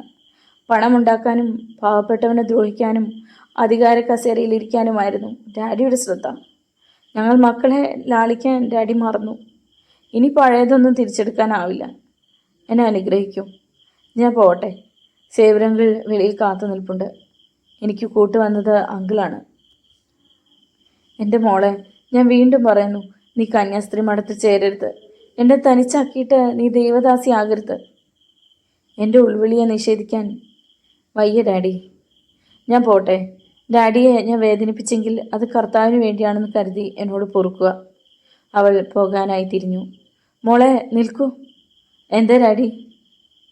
നീ നിന്റെ മമ്മിയെക്കുറിച്ചൊന്നും പറഞ്ഞില്ലല്ലോ മോളെ. എൻ്റെ മമ്മി മറ്റൊരു തീരാ ദുഃഖമായിരിക്കുന്നു ഡാഡി. അത് പറയാൻ പോലുമുള്ള ശക്തി എനിക്കില്ല. തൂവാലുകൊണ്ട് വായു പൊത്തി അവൾ കരച്ചിലടക്കാൻ ശ്രമിച്ചു. എന്തുപറ്റി? എൻ്റെ ഗ്രേസമ്മയ്ക്ക് എന്തു പറ്റി? ഉത്കണ്ഠ തിങ്ങിയ സ്വരത്തിൽ അവർ അച്ഛൻ ചോദിച്ചു. ജോയിച്ചായ മരിച്ചതോടെ മമ്മിയുടെ മാനസിക നില തകരാറിലായി ഡാഡി. മമ്മി ഇപ്പോൾ ഒരു ഭ്രാന്താശുപത്രി ചികിത്സയിലാണ്. പൊട്ടിക്കരഞ്ഞുകൊണ്ട് റസീന തിരിഞ്ഞോടി. ഭൂമി പിളരുന്നത് പോലെ അവർ അച്ഛന് തോന്നി. കണ്ണുകൾക്ക് മുമ്പിൽ എല്ലാം വട്ടം ചുറ്റുന്നു. അഴികളിൽ ഉരസി അവർ അച്ഛൻ താഴേക്ക് വീണു. വെറും നിലത്ത് കമിഴ്ന്നു കിടന്ന് ആ പണക്കാരൻ തേങ്ങിക്കരഞ്ഞു. Honey cottage. ഡേസി പണി കഴിപ്പിച്ച പുതിയ വീട്. പോൾ ബാബുവിൻ്റെ ബംഗ്ലാവുമായി കഷ്ടിച്ച 1/2 കിലോമീറ്ററിൻ്റെ അകലമേയുള്ളൂ. റീനയും ഡേസിയും ജോസും റുബിളുമെല്ലാം ഒരുമിച്ചാണ് അവിടെ താമസം. ഒരു കുടുംബത്തെ പോലെ മൊത്തവും അവരുടെ കൂട്ടത്തിലുണ്ട്. റൂബിൾ MAക്ക് ചേർന്നു. ആഴ്ചയിൽ ഒരു കത്ത് വീതം അയാൾ ആൻസിക്ക് അയക്കും. ചുടുചുംബനങ്ങളും മധുരതരമായ ആലിംഗനങ്ങളും നിറച്ചുവെച്ച നീണ്ട കത്തുകൾ. അനുരാഗലോലയായ ആൻസി അവയ്ക്കെല്ലാം കൃത്യമായി മറുപടി നൽകും. കാലത്തിൻ്റെ വൻമരത്തിൽ നിന്നും ദിനങ്ങളുടെ ഇതളുകൾ കൊഴിഞ്ഞുകൊണ്ടിരുന്നു. ഹണി കോട്ടേജിൻ്റെ മുമ്പിലൂടെയാണ് പ്രധാന റോഡ് കടന്നു പോകുന്നത്. മിക്കവാറും ദിവസങ്ങളിൽ പോൾ ബാബുവിൻ്റെ കാർ ഡേസിയുടെ കണ്ണിൽപ്പെടും. 2 വയസ്സ് തികഞ്ഞ ഹണിമോളുടെ കുസൃതി കണ്ട് മുറ്റത്ത് നിൽക്കുമ്പോഴോ ടെറസിലെ കയറ്റഴിയിൽ വസ്ത്രങ്ങൾ ഉണക്കാനിടുമ്പോഴോ ഒക്കെ, അല്ലെങ്കിൽ പള്ളിയിൽ പോയി മടങ്ങുമ്പോൾ. കാറിലിരുന്നു കൊണ്ട് പോൾ ബാബു അവളെ ക്രൂരമായി നോക്കും. ഒരു താക്കീതുണ്ട് അയാളുടെ കണ്ണുകളിൽ. ഡേസി പുച്ഛത്തോടെ മുഖം വെട്ടിച്ച് നടന്നകലും. ഏതെങ്കിലും ഒരു വേശ്യാസ്ത്രീ എപ്പോഴും പോൾ ബാബുവിൻ്റെ കാറിലുണ്ടായിരിക്കും. ഇളം യുവതികളുടെ തളിർമേനിയോട് അയാൾക്ക് ഭ്രാന്തമായ അഭിനിവേശമാണ്. ഒരു ചതിവിൻ്റെ കഥ നാട്ടിലൊക്കെ പാട്ടായിട്ടും അയാൾക്ക് തെല്ലും കൂസലില്ല. തിന്നുക, കുടിക്കുക, സുന്ദരികളോടൊത്ത് മതാലസരാവുകൾ പിന്നിടുക. ലോകത്തിലെ സമസ്ത ദുഃഖങ്ങളും പോൾ ബാബുവിൻ്റെ നോട്ടുകെട്ടുകൾക്ക് മുമ്പിൽ പഞ്ചപുച്ഛമടക്കി കാത്തു നിൽക്കുന്നു. റീനയോടും ഡേസിയോടും പകരം വീട്ടണം. ഊണിലും ഉറക്കത്തിലും ഈ ഒരു ചിന്തയെ പോൾ ബാബുവിൻ്റെ തലച്ചോറിനുള്ളിലുള്ളൂ. ആലോചനകളിൽ അയാളുടെ മസ്തിഷ്കം പുകഞ്ഞുകൊണ്ടിരുന്നു. ആ 2 പെണ്ണുങ്ങളെയും ശരിക്കൊരു പാഠം പഠിപ്പിക്കണം. കയ്യിൽ തോക്കുണ്ട്, പക്ഷേ നേരെ ചെന്ന് അവരെ ചുട്ടുകൊല്ലാനുള്ള തൻ്റെ ഇടമില്ല. പണം കൊടുത്ത് ആരെക്കൊണ്ടെങ്കിലും അവരുടെ ജീവിതം അവസാനിപ്പിക്കാമെന്ന് വെച്ചാൽ പോലീസ് ആദ്യം പിടികൂടുന്നത് തന്നെയായിരിക്കും. പോൾ ബാബു ഓർത്തു. സ്നേഹം ഭാവിച്ച അടുത്തുകൂടുക, പശ്ചാത്താപം നടിച്ച് ഡേസിയുടെ സഹതാപം സമ്പാദിക്കുക, പിന്നെ അവളെ വിവാഹം കഴിച്ച് ചതിച്ചു കൊല്ലുക. ഡേസിയുടെയും അവളുടെ കുട്ടിയുടെയും ശ്വാസനോളം തൻ്റെ ഈ കൈകൾ കൊണ്ട് ഞെരിക്കണം. തേക്കടിയിലോ കന്യാകുമാരിയിലോ കാശ്മീരിലോ ഒരു ടൂർ പ്രോഗ്രാം ഫിക്സ് ചെയ്യണം. കാശ്മീരിലാവുന്നതാണ് നല്ലത്. ഒരുത്തിനും അറിയില്ല. നിരന്തരമായ ആലോചനകളിലൂടെ പോൾ ബാബു പദ്ധതികൾ രൂപപ്പെടുത്തിയെടുത്തു. അന്നൊരു ശനിയാഴ്ചയായിരുന്നു. വൈകുന്നേരത്തെ ഇളവെയിലിൽ ഹണിമോൾ മുറ്റത്ത് ഓടിക്കളിക്കുന്നു. ആ കൊച്ചു കുസൃതിയെ ചിരിപ്പിക്കാൻ വേണ്ടി മുത്തുവിൻ്റെ മോണാക്ട്. എല്ലാം കണ്ട് രസിച്ച് റീനയും ഡേസിയും സിറ്റൗട്ടിലിരിക്കുന്നു. ജോസ് റൂബിളും പുറത്തെവിടെയോ പോയിരിക്കുകയാണ്. ഹണി കോട്ടേജിൻ്റെ ഗേറ്റിൽ ഒരു കാർ വന്നു നിന്നു. കൈ നിറയെ കളിപ്പാട്ടങ്ങളുമായി പോൾ ബാബു കാറിൽ നിന്നിറങ്ങുന്നത് ഡേസിയും റീനയും കണ്ടു. ബാബു സാറിനെ പേടിച്ച് മുത്തു നിമിഷ വേഗതയിൽ വീടിനുള്ളിൽ മറഞ്ഞു. ഡേസി ഓടിച്ചെന്ന് ഹണിമോളെ എടുത്തു. റീന മാത്രം പോൾ ബാബുവിൻ്റെ വരവും നോക്കി നിശ്ചലയായി നിന്നു. മോളെ. കൃത്രിമമായ വാത്സല്യത്തോടെ പോൾ ബാബു ഹണിമോളെ നോക്കി വിളിച്ചു. ഞാനൊരു ദുഷ്ടനായി പോയി മോളെ. എൻ്റെ പൊന്നു മോളെ ഒന്ന് എടുക്കാൻ പോലും ഞാൻ ഇതുവരെ തയ്യാറായില്ല. കളിപ്പാട്ടങ്ങൾ സിറ്റൗട്ടിൽ വെച്ച് അയാൾ ഹണിമോൾക്ക് നേരെ കൈനീട്ടി. മോൾ ചിരിച്ചു. പക്ഷെ ഡേസി പെട്ടെന്ന് അവളെയും കൊണ്ട് വീട്ടിനുള്ളിലേക്ക് നടന്നു കളഞ്ഞു. ഞാൻ ഡേസിയെ കുറ്റപ്പെടുത്തില്ല. എന്നെപ്പോലൊരു പാപിയോട് നല്ലവരാരും ക്ഷമിക്കില്ലെന്ന് എനിക്കറിയാം, പോൾ ബാബു പറഞ്ഞു. അയാളുടെ സ്വരം ഇടറിയിരുന്നു. കണ്ണുകളിൽ നീരൂറിയിരുന്നു. റീന വല്ലാത്തൊരവസ്ഥയിലായി. വീട്ടിൽ കയറി വന്ന മനുഷ്യനോട് ദേഷ്യപ്പെടുന്നത് ശരിയല്ല. പ്രത്യേകിച്ചും അയാൾ ഹണിമോളുടെ ഡാഡി ആയിരിക്കുമ്പോൾ ഒട്ടും നിന്ദ പാടില്ല. കേസ് നടക്കുന്ന സമയത്ത് ആ ജന്മശത്രുക്കളെ പോലെയായിരുന്നു. അവസാനം തങ്ങൾ ജയിച്ചു. പോൾ ബാബുവിൻ്റെ പകുതി സ്വത്ത് തങ്ങൾക്ക് ലഭിച്ചു. ഇനിയുള്ള കാലം ലമ്യതയിലാകാൻ പോൾ ബാബു തയ്യാറുണ്ടെങ്കിൽ അതൊരു അനുഗ്രഹമാണ്. അവൾ അങ്ങനെ ഓരോന്ന് ചിന്തിച്ചു. റീനെ, നിങ്ങൾ എന്നോട് ക്ഷമിക്കണം. സ്നേഹം കിട്ടാതെ വളർന്നവനാണ് ഞാൻ. എൻ്റെ മാതാപിതാക്കൾക്ക് ലോകം നന്നാക്കുന്നതിലായിരുന്നു ശ്രദ്ധ. ആയയുടെ മുലപ്പാലാണ് ഞാൻ കുടിച്ചത്. അടുക്കൽക്കാരിയുടെ മടിത്തട്ടിലാണ് എൻ്റെ കുട്ടിക്കാലം വാത്സല്യം കണ്ടെത്തിയത്. ഞാനൊരു നിഷേധിയും ക്രൂരനുമായി തീർന്നതിൽ എന്നേക്കാളേറെ ഉത്തരവാദിത്വം എൻ്റെ മാതാപിതാക്കൾക്കാണ്.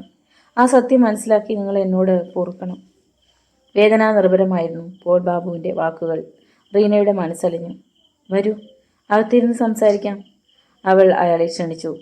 വേണ്ട റീനെ, ഞാനിവിടെ നിന്നോളാം. സ്വർഗരാജ്യത്തിൻ്റെ പരിശുദ്ധിയുള്ളതാണ് ഈ വീട്. ഇതിനുള്ളിൽ കടക്കാൻ എന്നെപ്പോലൊരു ദൈവദോഷിക്ക് അർഹതയില്ല. അങ്ങനെയൊന്നും വിചാരിക്കരുത്. പാപം ഏറ്റുപറയുന്നവരോടല്ലേ കർത്താവിന് പ്രിയം. ബാബു സാർ വരൂ, നമുക്ക് അകത്തിരിക്കാം. എന്താ വിളിച്ചത്? ബാബു സാറെന്നോ? വേണ്ട, എന്നെ ബാബു എന്ന് വിളിച്ചാൽ മതി. സ്വഭാവശുദ്ധി വെച്ച് നോക്കിയാൽ ഞാൻ നിങ്ങളെയാണ് ബഹുമാനിക്കേണ്ടത്. നാസറു ചേട്ടൻ്റെ പെൺമക്കളോട് മലയാളികൾക്കെല്ലാം ഇപ്പോൾ ബഹുമാനമാണ്. ബോംബെയിലും മദ്രാസിലും പോകുമ്പോൾ പലരും എന്നോട് ചോദിക്കുന്നു ഡെയ്സിയെ വിവാഹം ചെയ്യരുതോ എന്ന്. പക്ഷേ അത് ഞാൻ മാത്രം തീരുമാനിച്ച പോരല്ലോ. നിരാശ നിറഞ്ഞ സ്വരത്തിലാണ് അയാൾ ഒടുവിലത്തെ വാചകം പറഞ്ഞത്. വിദൂരതയിലേക്ക് നോട്ടമയച്ച് വിഷാദത്തോടെ അയാൾ നിന്നു. നിശബ്ദമായ നിമിഷങ്ങൾ. മൂകനും ദുഃഖിതനുമായ പോൾ ബാബുവിനോട് റീനയ്ക്ക് സഹതാപം ഇരട്ടിച്ചു. എന്തെങ്കിലുമൊക്കെ പറഞ്ഞ് അയാളെ ആശ്വസിപ്പിക്കാൻ അവൾക്ക് ആശ തോന്നി. ഡെയ്സി എൻ്റെ ഭാര്യയാകണമെന്ന് ഞാൻ പറയുന്നില്ല. പക്ഷെ എൻ്റെ ഹണിമോളെ ഒന്ന് കയ്യിലെടുക്കാൻ എനിക്ക് മോഹമുണ്ട്. നിങ്ങൾ അനുവദിക്കുകയാണെങ്കിൽ ഈ കളിപ്പാട്ടം കൊടുത്തിട്ട് എൻ്റെ പൊന്നുമകളുടെ കവിളിൽ എനിക്കൊന്ന് മുത്തണം. പോൾ ബാബു നിറകണ്ണുകളോടെ പറഞ്ഞു. ആ പിതാവിൻ്റെ ദുഃഖം കണ്ടു നിൽക്കാൻ റീനയ്ക്ക് കഴിഞ്ഞില്ല. അവൾ വീട്ടിനുള്ളിലേക്ക് ഓടിക്കയറി ഡെയ്സിയുടെ കയ്യിൽ നിന്നും ഹണിമോളെ പിടിച്ചു വാങ്ങി പുറത്തു വന്നു. ഇതാ പോൾ ബാബു, നിങ്ങൾ കൊതി തീരുന്നവരെ മുത്തം കൊടുത്തോളൂ. ഹണിമോൾ നിങ്ങളുടെ മകളാണ്. ആ സ്ഥിതിക്ക് ഇവളുടെ മേൽ ഏറ്റവും കൂടുതൽ അവകാശം നിങ്ങൾക്കാണ്. പോൾ ബാബു 2 കൈ നീട്ടി ഹണിമോളെ വാങ്ങി നെഞ്ചിൽ അടക്കി പിടിച്ചു. വാത്സല്യത്തോടെ ആ കുഞ്ഞി കവിളുകളിൽ മാറി മാറി ഉമ്മ വെച്ചു. മോളെ, എൻ്റെ പൊന്നു മോളെ, അയാൾ സ്നേഹാതിരേകത്തോടെ പലവട്ടം വിളിച്ചു. റൂബിളും ജോസും ഈ രംഗം കണ്ടുകൊണ്ടാണ് വന്നു കയറിയത്. വിശ്വസിക്കാനാവാത്തതുപോലെ അവർ അമ്പരന്ന് നിന്നുപോയി. വരൂ വരൂ, പോൾ ബാബു റൂബിളിനെ വിളിച്ചു. ഞാനൊരു പിതാവായത് ശരിക്കും പറഞ്ഞാൽ ഇന്നാണ്. എനിക്ക് ബന്ധുക്കളുണ്ടായതും ഇപ്പോൾ മാത്രമാണ്. ഇനി എന്നും നമുക്ക് പരസ്പരം സ്നേഹിച്ച് ജീവിക്കണം. ഹണിമോളെ എടുത്തുകൊണ്ട് പോൾ ബാബു മുന്നോട്ട് നടന്നു ചെന്ന് റൂബിളിൻ്റെ കൈ പിടിച്ചു. പിന്നെ ജോസിനെയും തലോടി. റീനയുടെ ഭർത്താവല്ലേ? എനിക്കറിയാം. എന്താ പേര്? ജോസ്, അവൻ വിക്കി വിക്കി പറഞ്ഞു. നിങ്ങളോടെല്ലാം ഞാൻ മാപ്പ് ചോദിക്കുകയാണ്. എൻ്റെ തെറ്റുകൾ പൊറുക്കണം. എനിക്കറിയാമായിരുന്നു എന്നെങ്കിലും ഒരിക്കൽ പോൾ ബാബു ഇവിടെ വരുമെന്ന്. സ്വന്തം മകളെ ഉപേക്ഷിക്കാൻ ആർക്കും മനസ്സുണ്ടാവില്ലല്ലോ, റൂബിൾ പറഞ്ഞു. അയാൾ പോൾ ബാബുവിനെ നിർബന്ധിച്ച് വീടിനുള്ളിലേക്ക് കൊണ്ടുപോയി. മണിക്കൂറുകളോളം അവർ സംസാരിച്ചിരുന്നു. ഡെയ്സി മാത്രം അകന്നു നിന്നു.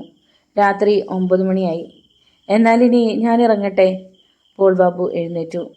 ഡാഡി പോട്ടെ മോളെ, അയാൾ ഹണിമോളെ നോക്കി പറഞ്ഞു. മോൾ പക്ഷേ റീനയുടെ തോളിൽ കിടന്ന് ഉറക്കമായിരുന്നു. ഊണ് കഴിഞ്ഞിട്ട് പോകാം ബാബു, റൂബിൾ ക്ഷണിച്ചു. ഊണ് കഴിക്കാം, ഡെയ്സി വിളമ്പിത്തരുമെങ്കിൽ. അത് ഉടനെയൊന്നും ഉണ്ടാവുമെന്ന് എനിക്ക് തോന്നുന്നില്ല, പോൾ ബാബു ചിരിച്ചു. നിങ്ങൾ തമ്മിൽ യോജിക്കുന്ന ദിവസത്തിന് വേണ്ടി ഞാൻ പ്രാർത്ഥിക്കാം, റീന പറഞ്ഞു. ശരി, ഞാൻ പോവട്ടെ. അയാൾ വിട പറഞ്ഞിറങ്ങി. ഗേറ്റ് വരെ വന്ന് റൂബിൾ അയാളെ യാത്രയാക്കി. കാറിലിരിക്കെ പോൾ ബാബു പല്ല് ഞെരിച്ചു. അവളുമാരെ രണ്ടിനെയും ഞാൻ ഒരിക്കൽ തട്ടും. ആടിമോൾ വിഷവിത്ത്. ഒരുത്തർക്കും ഒരു സംശയവും തോന്നാത്ത വിധത്തിൽ അമ്മയും മകളെയും ഈ ഭൂമിയിൽ നിന്ന് തുടച്ചു മാറ്റണം.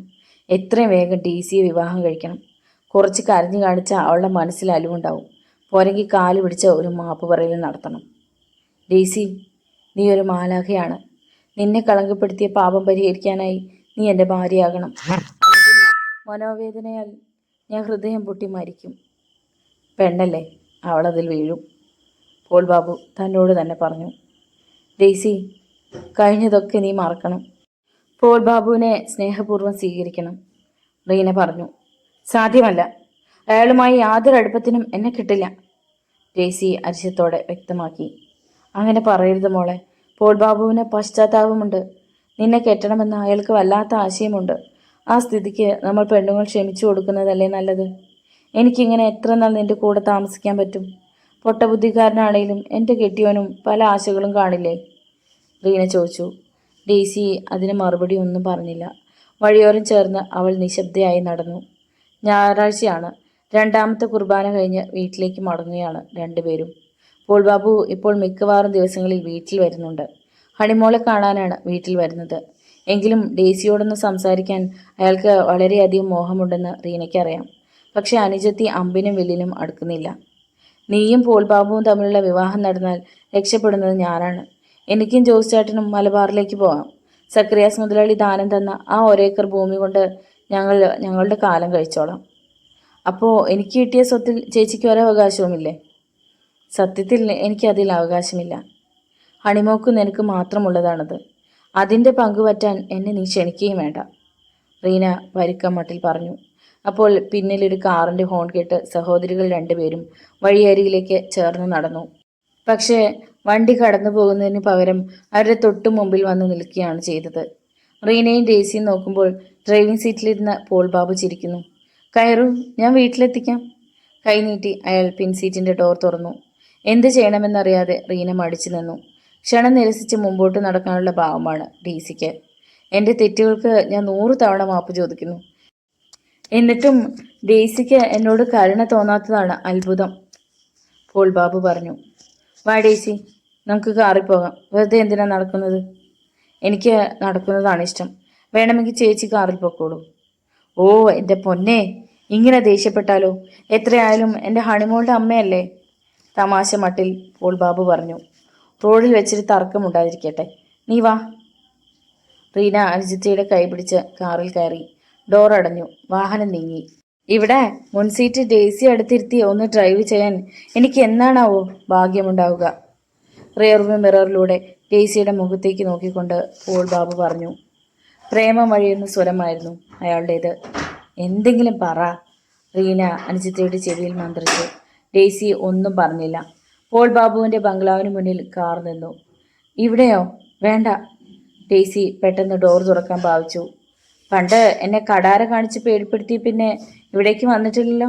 ഇന്നൊരു സന്ദർശനമാവാം, പോൾ ബാബു പറഞ്ഞു. അയാൾ ഹോൺ മുഴക്കി. മാമച്ചൻ ഓടി വന്ന് ഗേറ്റ് തുറന്നു. രഞ്ജിപ്പിലെത്താൻ ഒരവസരം ഉണ്ടാകുന്നെങ്കിൽ ഉണ്ടായിക്കോട്ടെ എന്ന് കരുതി റീന കണ്ണടച്ചു. അയാൾ കാർ അകത്ത് കയറ്റി നിർത്തി. റീനയും ഡെയ്സിയും ഇറങ്ങി അയാളോടൊപ്പം ചെന്നു.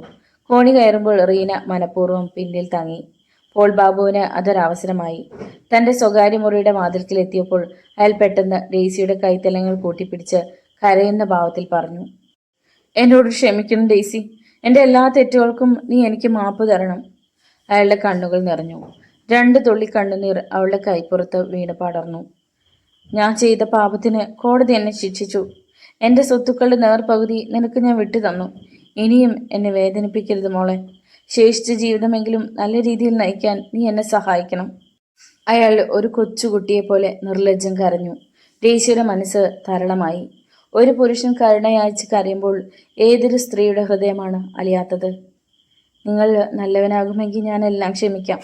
എൻ്റെ മകൾക്കൊരു നല്ല ഡാഡിയെ കിട്ടുമെങ്കിൽ ഞാൻ എല്ലാ വേദനകളും മറക്കാം, ഡെയ്സി പറഞ്ഞു. ഞാൻ നല്ലവനാണ് മോളെ. നിന്നെ പ്രതിയും നമ്മുടെ ഹണിമോളെ പ്രതിയും ഞാൻ നല്ലവനാണ്. എൻ്റെ ഭാര്യയായി നീ ഈ ബംഗ്ലാവിൽ ജീവിക്കണം. നമുക്കുടനെ വിവാഹിതരാകണം. പോൾ ബാബുവിൻ്റെ ആവേശം കലർന്ന വാക്കുകൾ. ഡെയ്സി സമ്മതിച്ചു. ഒരിക്കൽ തന്നെ കളങ്കപ്പെടുത്തിയ പുരുഷൻ തൻ്റെ ഭർത്താവാകുന്നതിനോട് അവൾ യോജിച്ചു. എന്താ, രണ്ടുപേരും ചേർന്ന് ഒരു തീരുമാനത്തിലെത്തിയോ? സാവധാനത്തിൽ അവിടേക്ക് വന്ന റീന ചോദിച്ചു. തീരുമാനത്തിലെത്തി. ഞങ്ങളുടെ വിവാഹം ഉടനെ ഉണ്ടാവും, പോൾ ബാബു ഉത്സാഹത്തോടെ പറഞ്ഞു. നല്ലൊരു കാപ്പി സൽക്കാരത്തിന് ശേഷം റീനയെയും ഡെയ്സിയെയും അയാൾ കാറിൽ കയറ്റി അവരുടെ താമസ സ്ഥലത്ത് എത്തിച്ചു. അവിടെ ഹണിബോളോടൊപ്പം ഉച്ചവരെ കഴിഞ്ഞുകൂടിയിട്ടാണ് അയാൾ തിരികെ പോന്നത്. വിവരം അറിഞ്ഞപ്പോൾ റൂബിളിന് വലിയ സന്തോഷമായി. സഹോദരി ഭർത്തുമതിയാവുക, ഹണിമോക്ക് മാന്യമായ രീതിയിൽ ഒരു ഡാഡിയെ ലഭിക്കുക, എല്ലാറ്റിനും ഉപരി ഒരു അപമാനഭാരം നീങ്ങിപ്പോകുക. നിഷ്കളങ്കനായ ആ സഹോദരൻ മനസ്സ് തുറന്ന് ആഹ്ലാദിച്ചു. മനസ്സ് ചോദ്യത്തിനും കല്യാണത്തിനും തീയതികൾ നിശ്ചയിക്കപ്പെട്ടു. രണ്ടും തമ്മിൽ ഒരാഴ്ചത്തെ അകലം മാത്രം. പോൾ ബാബു ഉള്ളു തുറന്ന് ചിരിച്ചു. വൈകിയ രാത്രിയിൽ വിസ്കിയുടെ ലഹരിയിലിരുന്ന് അയാൾ ഭാവി പരിപാടികൾക്ക് രൂപം കൊടുത്തു. കല്യാണം കേമമായി നടത്തണം. ആളുകൾ കാണുകെ ഡെയ്സിയെ കൈവെള്ളയിൽ കൊണ്ട് നടക്കണം. ഹണിമോളോട് വിട്ടുപിരിയാൻ വയ്യാത്ത അത്ര സ്നേഹം പ്രകടിപ്പിക്കണം. അങ്ങനെ 1 മാസം കഴിഞ്ഞ ടൂർ പ്രോഗ്രാം ഫിക്സ് ചെയ്യാം. കാശ്മീരിലേക്ക് വേണം പോകാൻ. അവിടെ തടാകങ്ങളുണ്ട്. ഏതെങ്കിലും ഒരു തടാകത്തിൽ വഞ്ചി തുഴഞ്ഞ് നീങ്ങുമ്പോൾ വേണം അത് സാധിക്കാൻ. നിയമത്തിന്റെ കൈകൾക്ക് എത്തിപ്പിടിക്കാനാവാത്ത വിധം ഡെയ്സിയും ഹണിമോളും മരണത്തിന്റെ പിടിയിൽ അകപ്പെടണം. മനസ്സുചോദ്യം കഴിഞ്ഞു. പോൾ ബാബുവിന്റെ വീട് മുറ്റത്ത് പടുകൂറ്റൻ പന്തലുയർന്നു. കരയടച്ചാണ് ക്ഷണിച്ചിരിക്കുന്നത്. വെഡ്ഡിംഗ് കാർഡ് പോലും ആർഭാടത്തിന്റെ പര്യായമാണ്. ഡെയ്സിയെ അണിയിച്ചൊരുക്കാനുള്ള ബ്യൂട്ടീഷ്യനെ തെരഞ്ഞെടുത്തത് പോൾ ബാബു ആണ്. കല്യാണക്കാര്യത്തിന് വേണ്ടി ബാബുവിന്റെ കാറ് സദാസമയവും ഓട്ടം തന്നെ. മാനേജർ ബെന്നിക്ക് ഇരിക്കാൻ നേരമില്ല. മാമച്ചനും റോയിച്ചനുമെല്ലാം പിടിപ്പതിലേറെ പണിയുണ്ട്. കല്യാണ ദിവസം പുലർന്നു. വീഡിയോ ക്യാമറക്കാരും ഫോട്ടോഗ്രാഫർമാരും എത്തി. വരനും കൂട്ടരും പള്ളിയിലേക്ക് തിരിച്ചു. അതിനു മുമ്പേ പുറപ്പെട്ടിരുന്നു കല്യാണപ്പെണ്ണും ബന്ധുക്കളും. അഭിവന്ദ്യ മെത്രാന്റെ മുഖ്യ കാർമ്മികത്വത്തിൽ ആ വിവാഹം നടന്നു. ലാസറിന്റെ മകളുടെ കഴുത്തിൽ പോൾ ബാബു മിന്നുകെട്ടി. എല്ലാവരും വീട്ടിലെത്തി. ഗംഭീരമായ വിരുന്ന് സൽക്കാരം. പോൾ ബാബുവിന്റെ ബംഗാളിലാകെ സ്വാദിഷ്ടമായ വിഭവങ്ങളുടെ കൊതിപ്പിക്കുന്ന ഗന്ധം ഒഴുകി നടന്നു. സമയം സന്ധ്യയോടടുത്തു. ആൾക്കാരൊക്കെ പിരിഞ്ഞു. ഹണിമോൾ റീനയുടെ കൂടെയാണ്. റൂബിൾ ഇടയ്ക്ക് 1-2 തവണ വന്ന വിവരങ്ങൾ അന്വേഷിച്ച് മണങ്ങിപ്പോയി. അന്തിയുടെ മുഖമിരുണ്ടു. വഴിവിളക്കുകൾ തെളിഞ്ഞു. ബെന്നി, പോൾ ബാബു മാനേജറെ വിളിച്ചു. ആ ചെറുപ്പക്കാരൻ ഓടിയെത്തി. എന്താ ബാബു സാറേ? ഇങ്ങ് അടുത്ത് വരൂ. ബെന്നി അടുത്തേക്ക് ചെന്നു. 8 മണിയാകുമ്പോൾ നീ വെളിയിൽ ചെന്ന് എനിക്ക് ഇങ്ങോട്ട് ഫോൺ ചെയ്യണം. സണ്ണിച്ചന് ഒരു ആക്സിഡന്റ്, മെഡിക്കൽ കോളേജിലാണ്, വേഗം വരണം എന്ന് പറഞ്ഞാൽ മതി. ഫോൺ വന്നാൽ ഉടനെ ഞാൻ ഇവിടുന്ന് പുറപ്പെടും. 2 ആഴ്ച കഴിഞ്ഞേ വരികയുള്ളൂ. അതിനിടയ്ക്ക് നീ ടൂർ പ്രോഗ്രാം ശരിയാക്കണം. ട്രാവൽ ഏജൻസിയെ വിളിച്ച് സീറ്റ് ബുക്ക് ചെയ്യണം. ഹോട്ടലിൽ റൂം റിസർവ് ചെയ്യണം. പോൾ ബാബു കാര്യങ്ങളെല്ലാം വിശദമായി ബെന്നിക്ക് മനസ്സിലാക്കി കൊടുത്തു.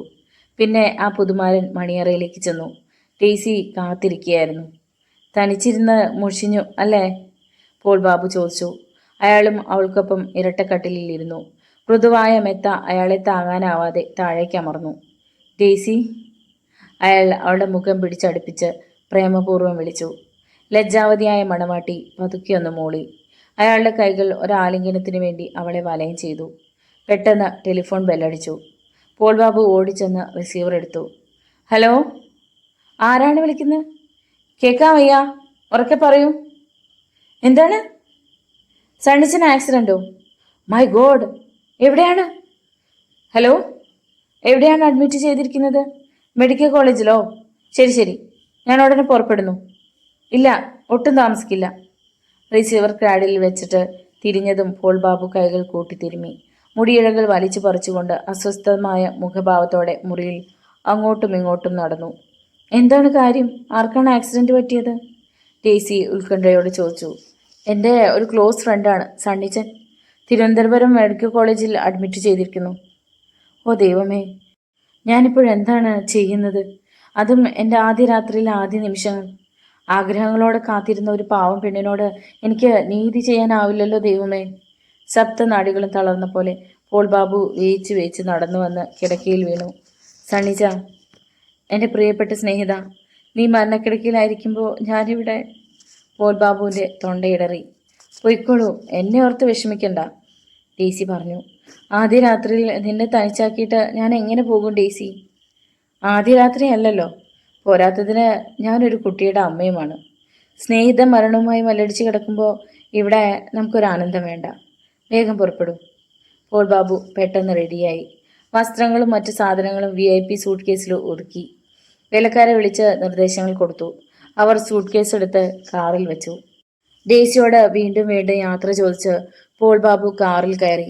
ആ വാഹനം ഒരു ഇരമ്പിലോടെ ഗേറ്റ് കടന്ന് റോഡിലെത്തി.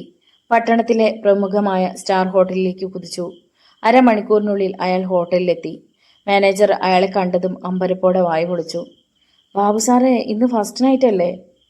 ഫസ്റ്റ് നൈറ്റ് തന്നെ, പക്ഷേ ഞാനത് ആഘോഷിക്കുന്നത് ഇവിടെയാണ്. ഇപ്പോൾ കസ്റ്റഡിയിലുള്ളത് ആരാണ്? ഒരു ആംഗ്ലോ ഇന്ത്യനുണ്ട്. സ്മാർട്ട് സൈസാ. റേറ്റ് കുറച്ച് കൂടുതലാണെന്ന് മാത്രം. നെവർ മൈൻഡ്, അവളെ എൻ്റെ മുറിയിലേക്ക് അയക്കൂ. For a full night. നിമിഷങ്ങൾക്കകം മിനി സ്കേർട്ട് ധരിച്ച ഒരു മതാലസ മുറിയിലെത്തി. ബോബ് ചെയ്ത മുടിയിഴകൾ നഗ്നമായ ചുമലിൽ മുത്തം വച്ച് കിടക്കുന്നു. ലിപ്സ്റ്റിക് ഇട്ട ചുണ്ടുകളിൽ കച്ചവട ചിരി. How my sweet lady. അയാൾ അവളെ വാരിപ്പുണർന്നു. വിളക്കണഞ്ഞ മുറിയിൽ ഇരുട്ട് പരന്നു. നേരം പുലർന്നു. ആംഗ്ലോ ഇന്ത്യൻ സുന്ദരി ഉറക്കച്ചടവോടെ പ്രതിഫലം പറ്റി പിരിഞ്ഞു. പോൾ ബാബു ടോയ്ലറ്റിൽ പോയി വന്നിട്ട് വീട്ടിലേക്ക് ടെലിഫോൺ ചെയ്തു. ഹലോ, ഡേസി അല്ലേ? പിന്നെ എനിക്ക് ഇവിടെ കുറച്ച് ദിവസത്തെ താമസം വന്നേക്കും. സണ്ണിച്ചന് ഇതുവരെ ബോധം വീണിട്ടില്ല. തലയ്ക്കാണ് പരിക്ക്. ഒരു മേജർ ഓപ്പറേഷൻ കഴിഞ്ഞ് ഇപ്പം വാർഡിൽ കൊണ്ടുവന്നതേ ഉള്ളൂ. ഡേസി വിഷമിക്കരുത് കേട്ടോ. ഇവിടുന്ന് വന്നാൽ ഉടനെ നമുക്കൊരു ടൂർ പ്രോഗ്രാം തയ്യാറാക്കാം. കന്യാകുമാരി മുതൽ കാശ്മീർ വരെ ഹണിമോളെയും കൊണ്ടുപോകാം. നാട്ടിലാകുമ്പോഴല്ലേ സ്നേഹിതന്മാരുടെ ശല്യം. ശരി, എന്നാൽ നിർത്തട്ടെ, പിന്നെ വിളിക്കാം. ശരി. റിസീവർ ക്രാഡിൽ വെച്ചിട്ട് പോൾ ബാബു ഒന്നുറക്കെ ചിരിച്ചു. പൊന്നു മോളെ, നിന്നെ ഞാൻ കാശ്മീര് ശരിക്ക് കാണിച്ചു തരാമടി. ഡാൽ തടാകത്തിൻ്റെ അടിത്തട്ട് വരെ നിനക്ക് സന്ദർശിക്കാം. നീയും നിന്റെ പുന്നാര മകളും. രണ്ടിൻ്റെയും ആയുസിന് ഇനി അധികം നീളമില്ല. അയാൾ ഒരു ലാർജ് വിസ്കി വരുത്തി. സിരകളുടെ ദാഹം തീർത്തു. ദിവസങ്ങൾ കടന്നുപോയി. താരുണ്യവതികൾ പലരും പോൾ ബാബുവിൻ്റെ കിടക്ക പങ്കിട്ടു. ഒരാഴ്ച കഴിഞ്ഞു. അയാൾക്ക് വല്ലാത്ത ക്ഷീണം. നിൽക്കാൻ ശേഷിയില്ലാത്തതുപോലെ. ശരീരം തളർന്നു പോകുന്നു. കൈത്തണ്ടകളിൽ അങ്ങിങ്ങ് ചുവന്ന ചെറിയ തടിപ്പുകൾ. പോൾ ബാബു ഒരു പ്രൈവറ്റ് നഴ്സിംഗ് ഹോമിലേക്ക് ഡ്രൈവ് ചെയ്തു. ഡോക്ടർ സത്യനാഥ് ബിരുദങ്ങളേറെയുള്ള പ്രഗത്ഭനാണ്. പോൾ ബാബുവിൻ്റെ ബാഹ്യലക്ഷണങ്ങൾ കണ്ടതും ഡോക്ടർ സത്യനാഥിന് സന്ദേഹങ്ങളായി. അദ്ദേഹം വിശദമായ പരിശോധനയ്ക്ക് തയ്യാറായി. അവസാനം പോൾ ബാബു ആ നടുക്കുന്ന സത്യമറിഞ്ഞു. എയ്ഡ്സ്.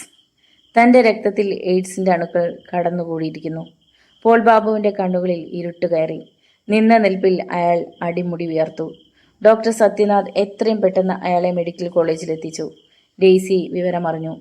മാനേജർ ബെന്നിയെയും കൂട്ടിക്കൊണ്ട് അവൾ വേഗം മെഡിക്കൽ കോളേജിലെത്തി. അവിടെ കണ്ണാടിക്കൂടിനുള്ളിൽ അവൾ തൻ്റെ ഭർത്താവിനെ കണ്ടു. മരണഭീതിയിൽ വിറച്ചു നിൽക്കുന്ന ഒരു പേക്കോലം.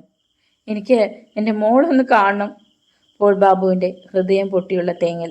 അയാളുടെ കാർ മെഡിക്കൽ കോളേജിൻ്റെ മുറ്റത്ത് കിടപ്പുണ്ടായിരുന്നു. ബെന്നി കാർ എടുത്തുപോയി ഹണിമോളെയും റീനയും റൂബിളിനെയും കൂട്ടിക്കൊണ്ടുവന്നു. മകളെ വിളിച്ചുള്ള പോൾ ബാബുവിൻ്റെ കരച്ചിൽ കണ്ടു നിൽക്കാൻ പ്രയാസമായിരുന്നു. സർവ്വ തെറ്റുകളും ഏറ്റുപറഞ്ഞുകൊണ്ട് അയാൾ പൊട്ടിക്കരഞ്ഞു. പ്രഭാതവും പ്രദോഷവുമായി ദിവസങ്ങൾ കൊഴിഞ്ഞുകൊണ്ടിരുന്നു. പോൾ ബാബു തൻ്റെ അന്ത്യത്തോടടുത്തു. ഒരു ഞായറാഴ്ച. മതപരമായ സാന്ത്വനങ്ങളൊന്നും ഏറ്റുവാങ്ങാതെ പോൾ ബാബുവിൻ്റെ ജീവൻ ശരീരം വെടിഞ്ഞ് പറന്നുയർന്നു. പ്രത്യേക കരുതലോടെ മൃതദേഹം സംസ്കരിക്കപ്പെട്ടു. ഡെയ്സിയും ഹണിമോളും റൂബിളും പോൾ ബാബുവിൻ്റെ ബംഗ്ലാവിൽ താമസം ആരംഭിച്ചു. ജോസും റീനയും മുത്തുവും ആദ്യത്തെ വീട്ടിലും. റീന മലബാറിലെ സ്ഥലം വിറ്റു. റൂബിൾ MA പാസ്സായി. LLBക്ക് ചേർന്നു. ഒരു അഡ്വക്കേറ്റ് ആകണമെന്നുള്ളതാണ് അയാളുടെ ജീവിതാഭിലാഷം. ഡെയ്സിയുടെ രാവുകൾ ഉറക്കമറ്റതായി തീർന്നു. ജെയിംസും പോൾ ബാബുവും അവളുടെ മനസ്സിൽ മാറി മാറി മുഖം കാണിച്ചു. ഒരാൾ സ്നേഹം കൊണ്ട് തന്നെ വേർപ്പ് മുട്ടിച്ചു. മറ്റേയാൾ കാപട്യം കൊണ്ട് തൻ്റെ കഴുത്തറക്കാൻ ശ്രമിച്ചു. ദൈവമേ, ഈ ജീവിതം എത്രമാത്രം പ്രതീക്ഷയാകുന്നതാണ്. ഒരിക്കലും കരയണയാത്ത ജീവിതത്തോണി. ഒരു ദിവസം പള്ളി പിരിഞ്ഞു വരുമ്പോൾ യാദൃശ്ചികമായി ജെയിംസിനെ കണ്ടു. വഴിയരികിലൂടെ അയാൾ തലകുനിച്ച് നടന്നു നീങ്ങുകയാണ്. റോയിച്ച, വണ്ടിയൊന്ന് നിർത്തൂ, ഡെയ്സി പറഞ്ഞു. റോയിച്ചൻ പെട്ടെന്ന് കാർ നിർത്തി. ഡെയ്സി ഡോർ തുറന്നിറങ്ങി ജെയിംസിൻ്റെ പിന്നാലെ ഓടിച്ചെന്നു. കാലച്ച കേട്ട് അയാൾ തിരിഞ്ഞു നിന്നു. ഓ, ഡെയ്സിയോ? അയാൾ വിസ്മയത്തോടെ ചോദിച്ചു. ജെയിംസ് എങ്ങോട്ട് പോകുന്നു? പ്രത്യേകിച്ച് എവിടേക്കുമില്ല. വീക്കിലി ഓഫായതുകൊണ്ട് വെറുതെ ടൗണിലൊന്ന് കറങ്ങാമെന്ന് കരുതി. പഴയ വീട്ടിൽ തന്നെയാണോ ഇപ്പോഴും താമസം? അതെ. ജെയിംസിൻ്റെ പപ്പ വരാറുണ്ടോ? വല്ലപ്പോഴൊക്കെ വരും. ഇനി എന്താണ് ചോദിക്കേണ്ടത്? ഡെയ്സി ആലോചിച്ചു. കണ്ണു നിറയെ കാണണം, ഹൃദയം കുളിർക്കെ സംസാരിക്കണം. അതിനാണ് ഓടിയെത്തിയത്. പക്ഷെ ഇപ്പോൾ ഒന്നും തോന്നുന്നില്ല. നേർക്ക് നോക്കാൻ പോലും ധൈര്യമില്ല. വിവാഹിതയാണ്, ഒപ്പം വിധവയും. മമ്മി എന്ന് വിളിക്കാൻ ഹണിമോളുണ്ട്. ഹൃദയത്തിലെ അടങ്ങാത്ത ദാഹവുമായി ആ വലിയ ബംഗ്ലാവിൽ ഒതുങ്ങിക്കഴിയാം. അതാണ് തൻ്റെ വിധി. ഞാൻ പോട്ടെ ജെയിംസ്. ശരി, അയാൾ തലയാട്ടി. ഇച്ഛാഭംഗത്തോടെ അവൾ തിരികെ ചെന്ന് കാറിൽ കയറി. അതാരാണ്? റോയിച്ചൻ ചോദിച്ചു. എൻ്റെ ഒരു ബന്ധു, ഡെയ്സി മുഖമുയർത്താതെ പറഞ്ഞു. അവളുടെ കണ്ണുകൾ തുളുമ്പിയിരുന്നു. പിന്നെയും പലതവണ ജെയിംസും ഡെയ്സിയും തമ്മിൽ കണ്ടുമുട്ടി. ഒന്നും മനഃപൂർവ്വമല്ല, അല്ലെങ്കിൽ എല്ലാം മനഃപൂർവ്വമാണ്. പുറത്തേക്ക് പോകുമ്പോഴൊക്കെ ഡെയ്സിയുടെ കണ്ണുകൾ ചുറ്റിനും പരതും. ആൾത്തിരക്കിൽ എവിടെയെങ്കിലും ജെയിംസ് നിൽക്കുന്നുണ്ടോ? ഏതെങ്കിലും ഹോട്ടലിൽ നിന്ന് തൻ്റെ പഴയ കാമുകൻ ഇറങ്ങി വരുന്നുണ്ടോ? ജെയിംസും അങ്ങനെ തന്നെയാണ്. കടന്നു പോകുന്ന കാറുകളിലെല്ലാം അയാളുടെ നോട്ടം പാറി വീഴും. പിൻസീറ്റിലിരുന്ന ഒരു യുവതി അലസമായി പുറത്തേക്ക് നോക്കുന്നുണ്ടോ? തൻ്റെ പ്രിയപ്പെട്ട ഡെയ്സി. ഒരു ദിവസം പള്ളിയിൽ നിന്നിറങ്ങിയ ഡെയ്സിയോട് ജെയിംസ് വെറുതെ ചോദിച്ചു, വരുന്നോ എൻ്റെ താമസ സ്ഥലത്തേക്ക്?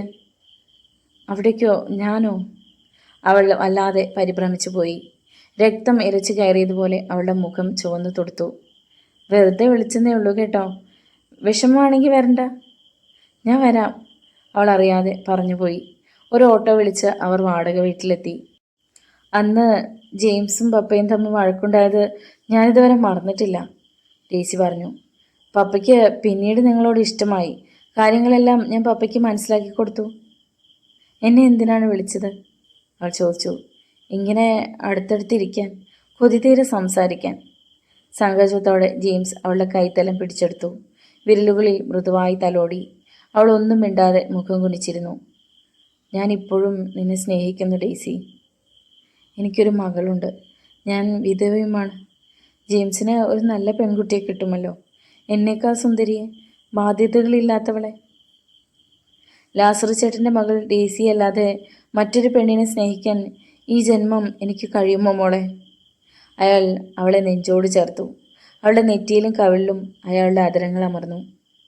എൻ്റെ പ്രിയപ്പെട്ടവളെ, ഈ ഒരു നിമിഷത്തിനായി ഞാൻ എത്ര കാലം കാത്തിരുന്നു. അയാൾ അവളെ ഇറുകി പുണർന്നു. അവരുടെ ശരീരങ്ങൾ തമ്മിൽ ചേർന്ന് ഒന്നായി. തങ്ങൾക്ക് ചുറ്റിനുമുള്ളതെല്ലാം അവർ വിസ്മരിച്ചു.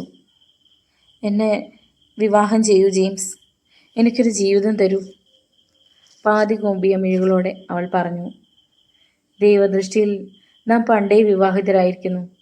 ഇനിയുള്ളത് വെറും ബാഹ്യമായ ചടങ്ങ് മാത്രം. മാനമിരണ്ടു. കായൽപ്പരപ്പിന് മീതെ കരിങ്കാറുകളുടെ നിഴൽ പരന്നു. അലറി കുതിച്ചെത്തിയ കാറ്റ് വൃക്ഷശിഖരങ്ങളെ ഉലച്ചൊടിച്ചു. ആരവത്തോടെ മഴ ആരംഭിക്കുകയാണ്. നീണ്ട നീണ്ട മിന്നൽ പിണരുകൾ, നടുക്കുന്ന ഇടിമുഴക്കങ്ങൾ. പ്രകൃതിയുടെ ക്ഷോഭത്തെക്കുറിച്ചറിയാതെ അവറാച്ച മുതലാളി സ്വന്തം ബംഗ്ലാവിനുള്ളിൽ ചുറ്റി നടന്നു. ജയിൽ ശിക്ഷ കഴിഞ്ഞെത്തിയിട്ട് നാളുകൾ പലതായി. പക്ഷേ സാധാരണ ജീവിതത്തിലേക്ക് മടങ്ങി വരാൻ മുതലാളിക്ക് കഴിയുന്നില്ല. ജോയ്മോനെ! മുതലാളി മകൻ്റെ മുറിവാതിൽക്കിൽ ചെന്ന് നിന്ന് വിളിച്ചു. ആളൊഴിഞ്ഞ മുറിയുടെ ചുവരുകളിൽ തട്ടി ആ വിളിയൊച്ച അയാളിലേക്ക് തന്നെ മടങ്ങി വന്നു. റസീന മോളെ! ഗ്രേസമ്മേ! ഓരോ മുറിയിലും കയറിയിറങ്ങി മുതലാളി വിളിച്ചു. ഭ്രാന്തമായ വിളി. എങ്ങു നിന്നും മറുപടിയില്ലല്ലോ. രാത്രിയുടെ ആരംഭമായി. ബംഗ്ലാവിൻ്റെ പൂമുഖത്ത് വെളിച്ചത്തിൻ്റെ ഒരു തരി പോലുമില്ല. മഴയുടെ കരുത്ത് വർദ്ധിക്കുകയാണ്. കായൽക്കാറ്റ് കൊടുങ്കാറ്റായി മാറുന്നു. എൻ്റെ മക്കളെവിടെ? ഗ്രേസമ്മേ!